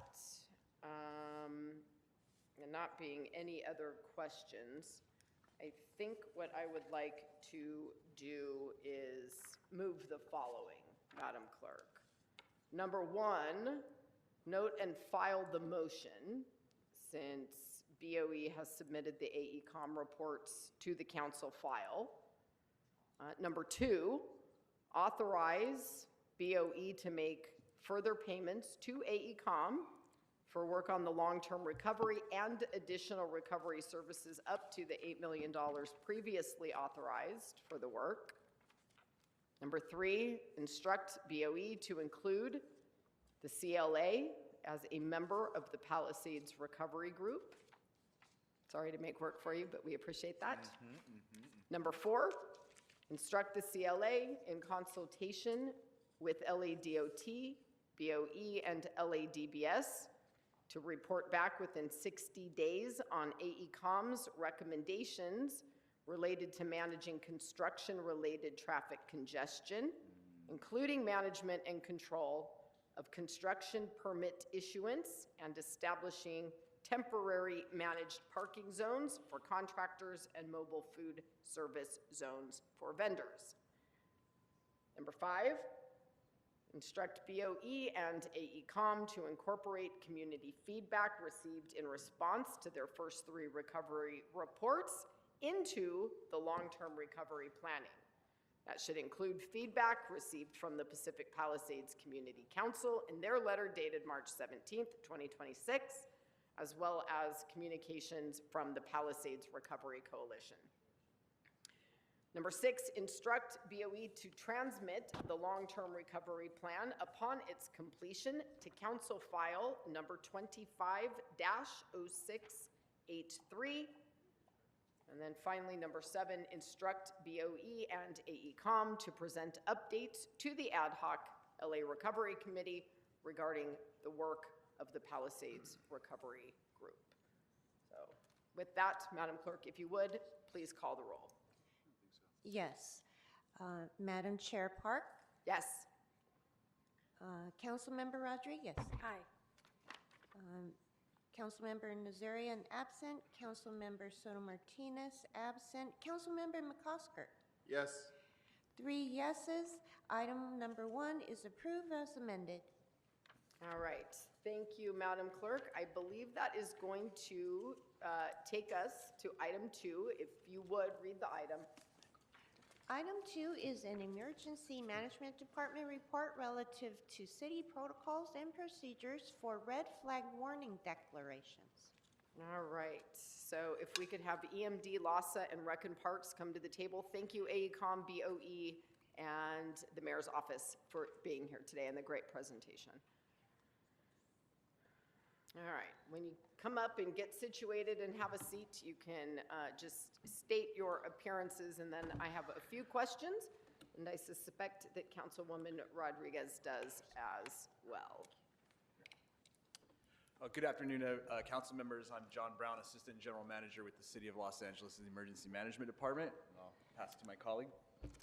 Good afternoon. My name is Jillian DeVella. I'm the Planning and Mitigation Division Chief for Emergency Management Department. Gary Singer, I'm Superintendent of Aquatics and Emergency Management for Rec and Parks. Okay, well, we appreciate you all being here today. We've all had an opportunity to read the report, so if it's okay, we'll just jump in with a few questions. Can you just give us, just to set the table, what is the current protocol for a particularly dangerous situation red flag warning event? So currently, the particularly dangerous situation follows a normal red flag warning, which will be elaborated upon as the annexes revisions that Deputy Mayor Winston mentioned. We'll call out a PDS in the future revision. However, this time it follows the normal red flag protocol, which dictates that EMD will host an adverse weather coordination call alongside the National Weather Service. We will get a briefing from them as well as the fire department on any specific concerns they have regarding the weather. We have a number of the operational departments that participate in that call. They will all kind of report out on the preparations and actions that they are taking individually. We will determine if there's a emergency operations center activation level that is needed, which the new revision will mandate that no less than a level 3 EOC activation will occur during the particularly dangerous situation time frame. And that'll all be documented, as I mentioned, in the upcoming annex revision.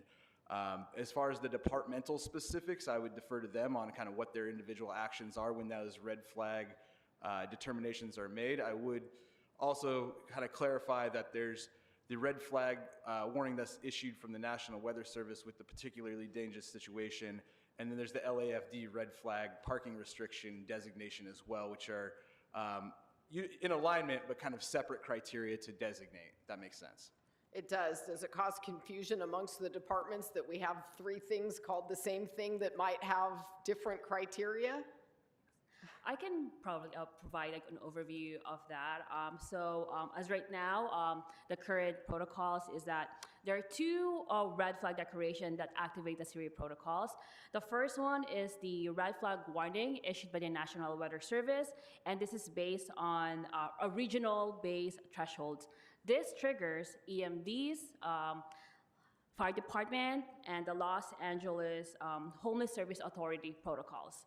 The second one is a red flag day declared by LAFD based on the local microclimate conditions, and this triggers the LAPD, LADOT, Recreation and Park, and building and safety protocols, and it automatically activates the red flag parking restrictions in the very high fire hazard severity zones. So these 2 are often confused, so just to make it this terminology is very important for us to say it because it can get like confused by other people. Okay, well, thank you for that. So as you are doing the EOP Annex update, if I heard you correctly, EOC activation, mandated EOC activation is a piece of what will be in the revision. What about anything related to my Notify LA alerts? What's current protocol, any planned revisions or updates? So right now, currently, every time there's like a red flag warning declared by the National Weather Service, and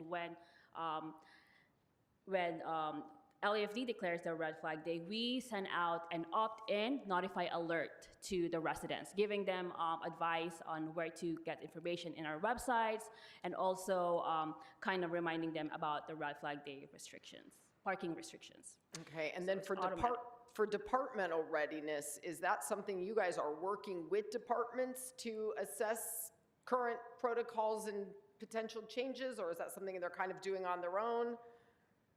How are you handling that? Yes, ma'am.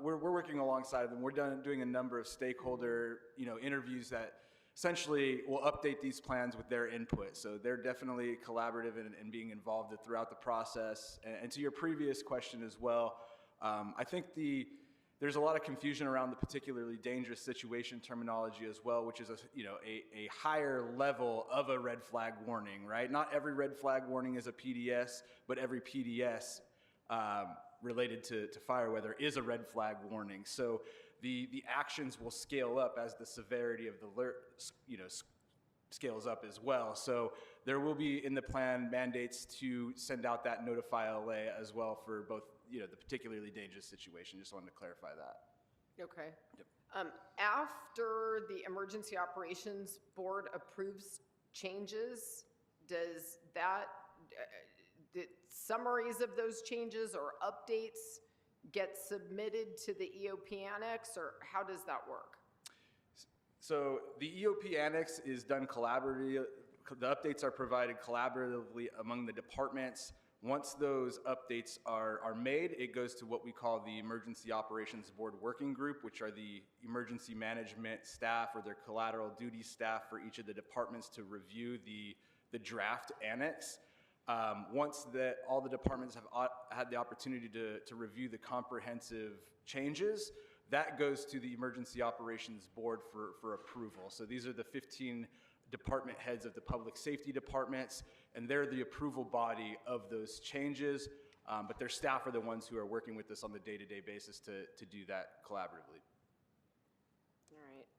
Are alerts about red flags or PDS circumstances currently integrated into the city's digital platform? So like, for example, on the 311 app or on the city's website? The 311 is one of the partners that are on those adverse weather calls, so they are receiving all of the information that all the departments are providing.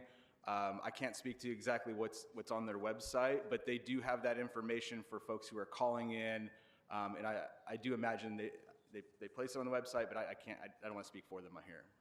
Having a protocol that makes that information consistent and the messaging around it consistent across city platforms seems like it would make a lot of sense. Are the My Notify LA alerts sent out in different languages? They are. We have all of the templates that are currently created for a number of different hazards, translated into multiple languages. I believe it's 7 at the moment, and typically all the alerts that we sent out are definitely in English and Spanish. Okay. And English and Spanish is a good start, but we sure have a whole lot of extra languages besides those two that we speak here in the city of Los Angeles. So what's your plan for folks who don't speak English or Spanish? As I mentioned, we have all of the hazard-specific templates already created in those 7 languages, and our subject matter expert, Jennifer Lazo, could explain a little bit how those alerts are translated through the device of the end user. Okay. So if I'm a Farsi speaker, for example, the technology will, I believe, translate that alert into the device, the language of the phone that's being, receiving the alert. Do we trust the translating software? These translations have been done, but the translations themselves, I will say, have been done by professional translator companies. Okay, so the language is pre-approved by folks who have reviewed this, native language speakers and so forth. The technology, to your point, ma'am, we haven't heard of any issues yet, but we obviously know there's technology failures that have occurred, so. All right. I know that, Councilwoman Rodriguez already pointed this out. We already have protocol for evacuation of unhoused individuals. Yes, and let me just say, we should not have unhoused individuals who need to be evacuated in very high fire severity zones, period. But we do have a protocol for that. So we actually just adopted that new policy as a council, so. Exactly, and there should be no tolerance for camping, especially open flames, in any high fire severity zone. But in any event, we do have a protocol for these evacuations. So can you just set the table for us a little bit by telling us what those existing protocols are? Sure. Well, I'll start again. LASA is a member of those adverse weather coordination calls that the city hosts, and I'll turn it over to Lakeisha if you don't mind to talk a little about LASA specific. Yes, good afternoon. Lakeisha Williams, Deputy Chief Senior Advisor. So yes, LASA's city-funded outreach teams follow LASA's emergency response standard operating procedures when engaging with our unhoused residents that are in the very high fire severity zones. This includes alerting individuals ahead of time as soon as we get the notification, deploying the teams out, sending them out with educational resources that informs them of what can trigger a fire in the very high fire severity zone, encouraging them to leave and go to a place of respite, also encourage them to minimize any of the fire hazard risks that are in their encampment. And then also if there's resources activated from the city, our teams are there to provide transportation. Great, thank you for the partnership and the help. You guys just constantly show up when we have emergencies and weather events, and we appreciate everything that you do to help us serve that unique population. Just one last quick question, just to sort of, I think, identify that we already have existing policies on a lot of this. What is the current park closure policy during PDS red flag events? Good afternoon, Gary Singer, Superintendent of Aquatics, Rec and Parks, and Emergency Management. Our current park closure policy during a particularly dangerous situation, as John Brown had mentioned, is to close unstaffed parks in those very high fire severity zones. We do that by closing the lock gates and closing restrooms and posting signage and then making those announcements internally and externally to the public. And what do you do to make sure that folks who may already be out on the trail are skedaddling back to base camp and getting out of the area? How are you guys actually enforcing it? Because I know people who don't care one bit about what the signs and the restrictions are, and we have all kinds of parks in and around our very high fire severity zone. So how do you actually enforce it? Enforcement, I will say, would be a challenge because in addition to closing the parks, our park rangers are out doing fire patrol and fire watch. We help with the LAFD and making sure that we put out any spot fires before they become larger fires. So enforcement is a challenge because even when you do close the gates, it is they are large porous parks and people can circumvent the closure protocols. But yeah, we do respond as best we can. All right, during well, those using situations. our drone technology and our partnerships with law enforcement and keeping eyes and having a regular assessment of the vulnerability and where we have risky situations seems like something we all ought to be paying attention to on a regular basis. If anybody's following along, looking at the no snowpack in the Sierra and paying attention to the warnings of a particularly dry drought season and another long, dangerous fire season, I think that we have some tools and strategies. We just need to use them. So we'll look forward to continuing those discussions. Councilwoman Rodriguez, you have some questions?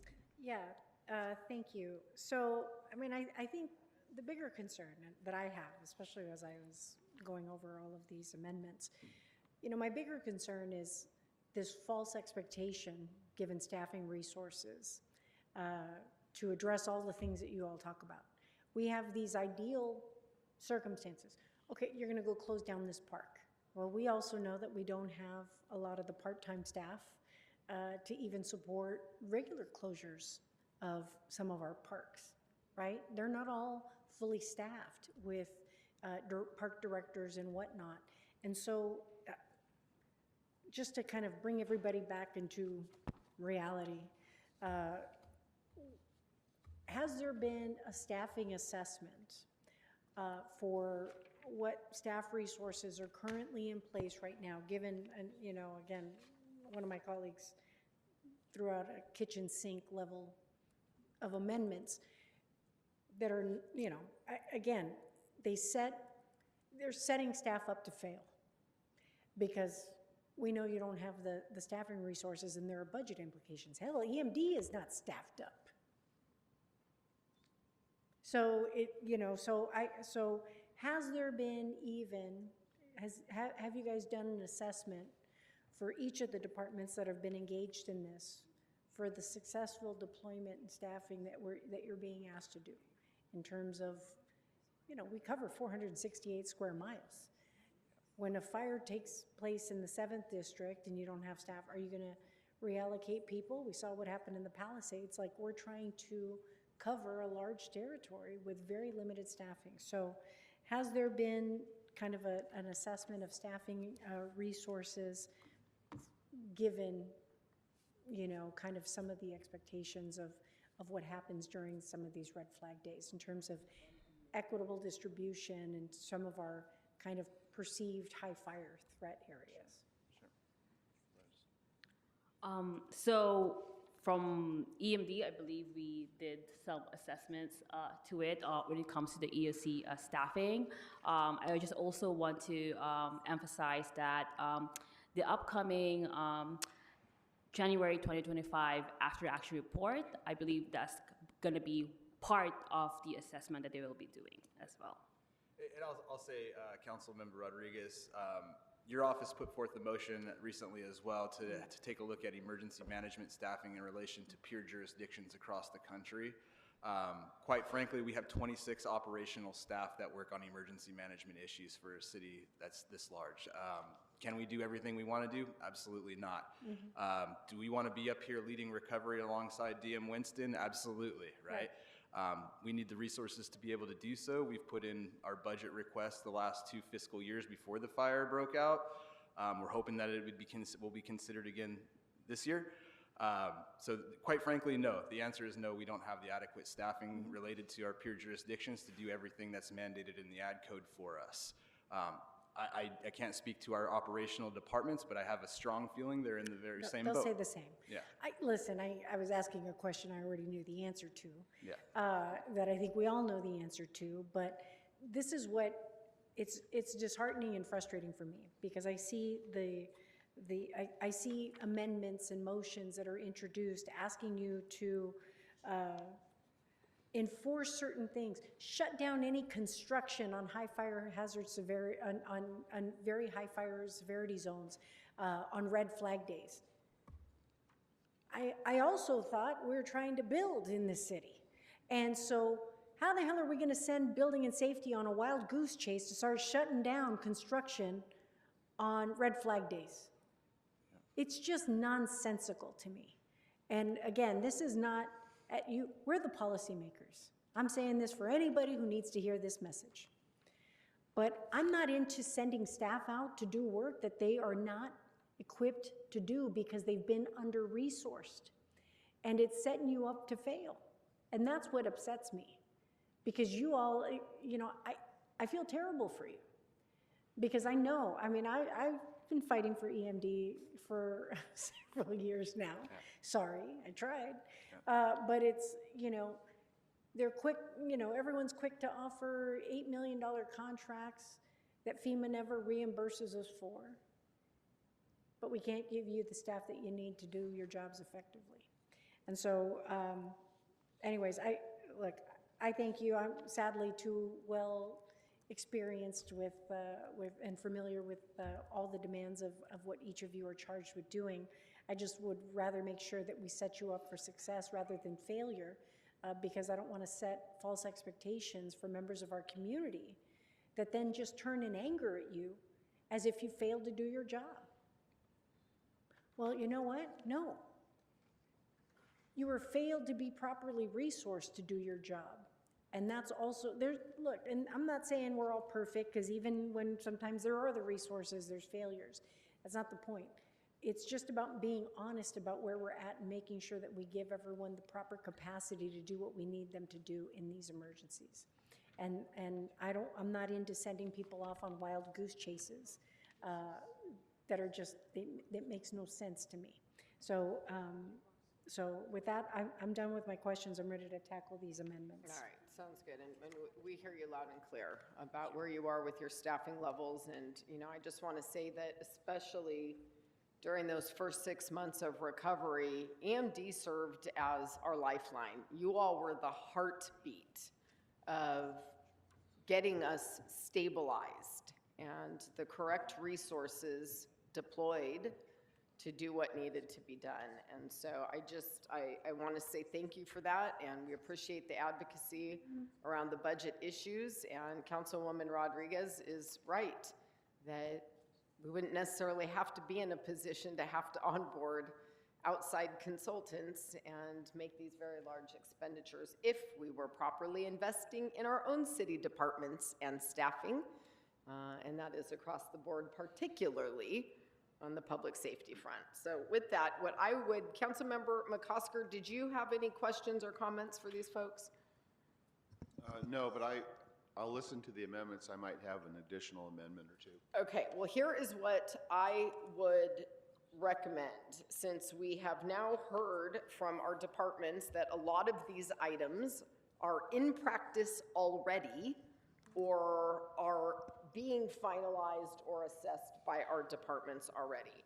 So what I would like to do is move forward with amendments numbers 5 and 7 as reports back, and then numbers 4, 6, 8, and 11 as written.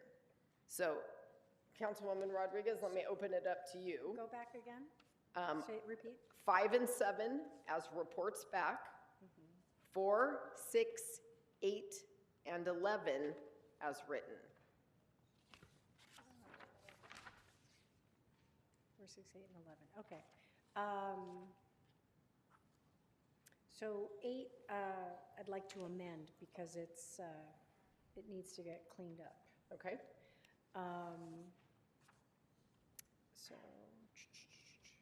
So for 8, to instruct the Los Angeles Police Department in coordination with DOT to report on current policies, procedures, and operational practices governing coordination with OPGs during red flag conditions and other emergency or pre-disaster events.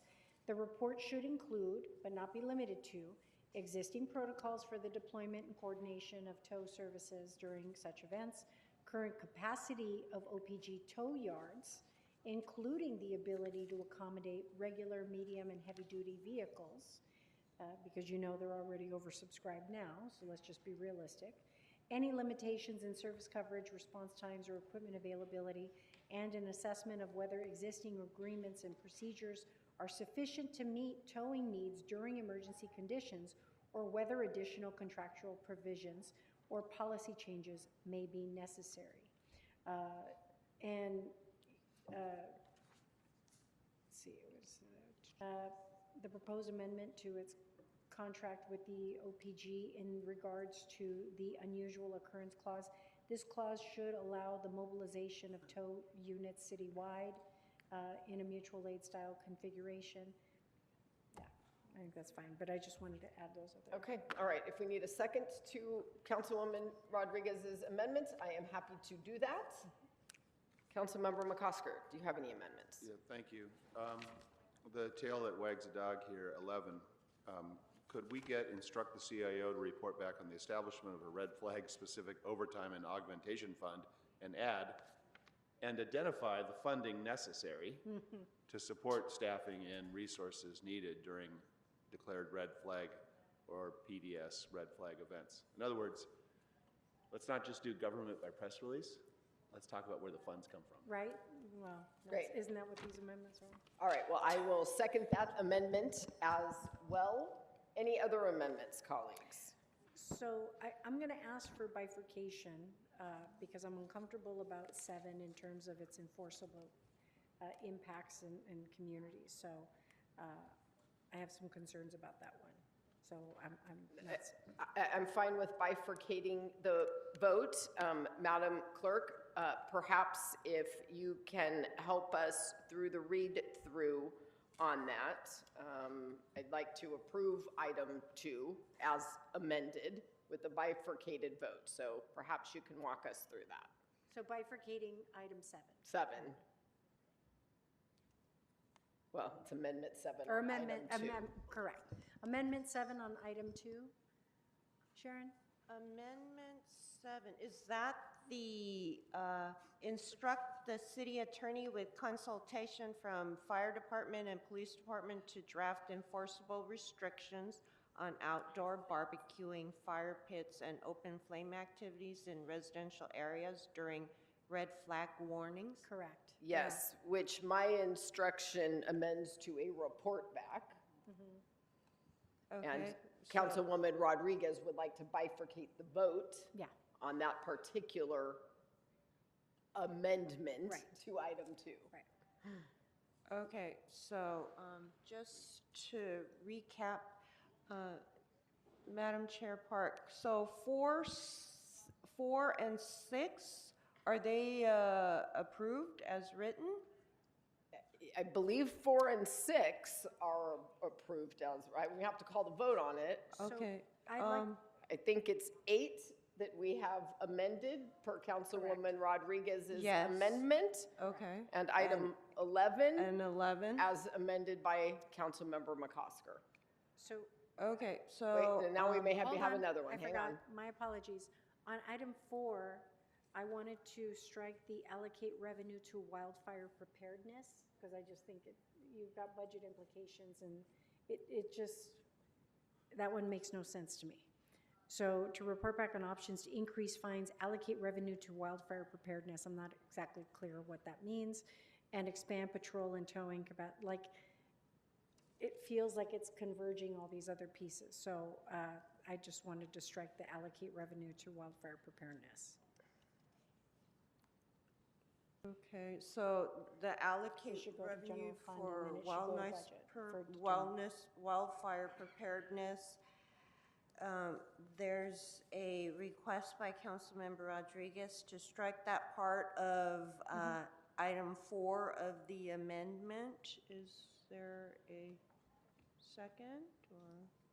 So my hesitation here, and I see what you're saying about that should go to general fund, but since we're asking for a report back, if the report back can talk to us about whether revenue generated from these increased fines, I don't know what the rules are about earmarking that for wildfire preparedness. I just don't know. But could that be one of the things that is in the report back to advise us? Can we earmark certain fine funding for preparedness or prevention? I would like to know, because if we can, I would like to find ways to generate revenue that goes into prevention. But and it all goes into preparedness. general fund, and then it gets programmed through the budget. Councilmember McCosker, out of deference to the Budget Committee, I'm happy to give you the floor here and hear your advice and thoughts on how to do this. Well, I think it probably makes sense to add let me back up and say this. I'm going to ask this whole thing go to Budget Committee. The entire thing go to Budget Committee. It makes sense for us, particularly given my proposed amendment to 11. On allocate revenue to wildfire preparedness, it seems to be an odd appendix to all of this. It's important, but it could be added to every one of our clauses. And so I'm just going to suggest to keep it cleaner, I will support the elimination of that language, not the elimination of allocating revenue to wildfire preparedness, but why call this one out in this particular subsection? Okay, well, I actually concur. We should send this to Budget Committee. Yes. So let's do that as well. Okay. And I do think it should go to Budget Committee. I would still like to be advised in a report back on whether funding can be allocated if raised from these particular fines to emergency preparedness or fire prevention. I just would like to know the answer to that. So you two can outvote me on that particular one if you have a different opinion on how to do it. But yes, the entire thing should come to Budget Committee. I agree. So Madam Clerk, with all of that, are you able to navigate us through what we just did and how we need to vote on it? Can I Yes. just say this? I can, even though I called it an odd appendix, if we just add CAO to that instruction, the CAO can tell us about the allocation of revenue to wildfire preparedness. I will flip here, but it's just getting odd. And this is exactly why this is a problem. Correct. Because this strikes me as a solution in search of a problem. Correct. And we need to stop, and I realize we're in silly season, that's why this is happening. Yes. But let's add the CAO so that we can You're get. being much nicer about it than I've been, Mr. McCosker. But yes. Listen, it's running people around to chase their tails so that we could pretend that we actually, that something's been accomplished or someone's been a champion of something that they've been sitting on for 6 years. So I just, yeah, Okay, so I agree with add the word CAO into instruction 4 as amended. But Madam Clerk, I'm going to need your help navigating us through the roll call on these amendments. sorry, Sharon. Okay, so I guess it's best to vote on item 6, 8 as amended, and 11 as amended first. Okay, so Madam Chair Park, Yes? Councilmember Rodriguez, Aye. Councilmember Nazarian and Soto Martinez are absent. Councilmember McCosker. Yes. 3 yeses, and so those amendments are approved. 8 and 11 approved as amended. And 5 will now be a report back. So if the committee would like to vote on that, Madam Chair Park, Yes? Councilmember Rodriguez, Councilmember McCosker. Yes. So 3 ayes. Item 5, as a report back, is approved. And then, wait. Okay, so I'll just mark them off so that I make sure that I have them off. 6, 8, and 11. Okay, next would be item 4 as amended. So that would be Madam Chair Park.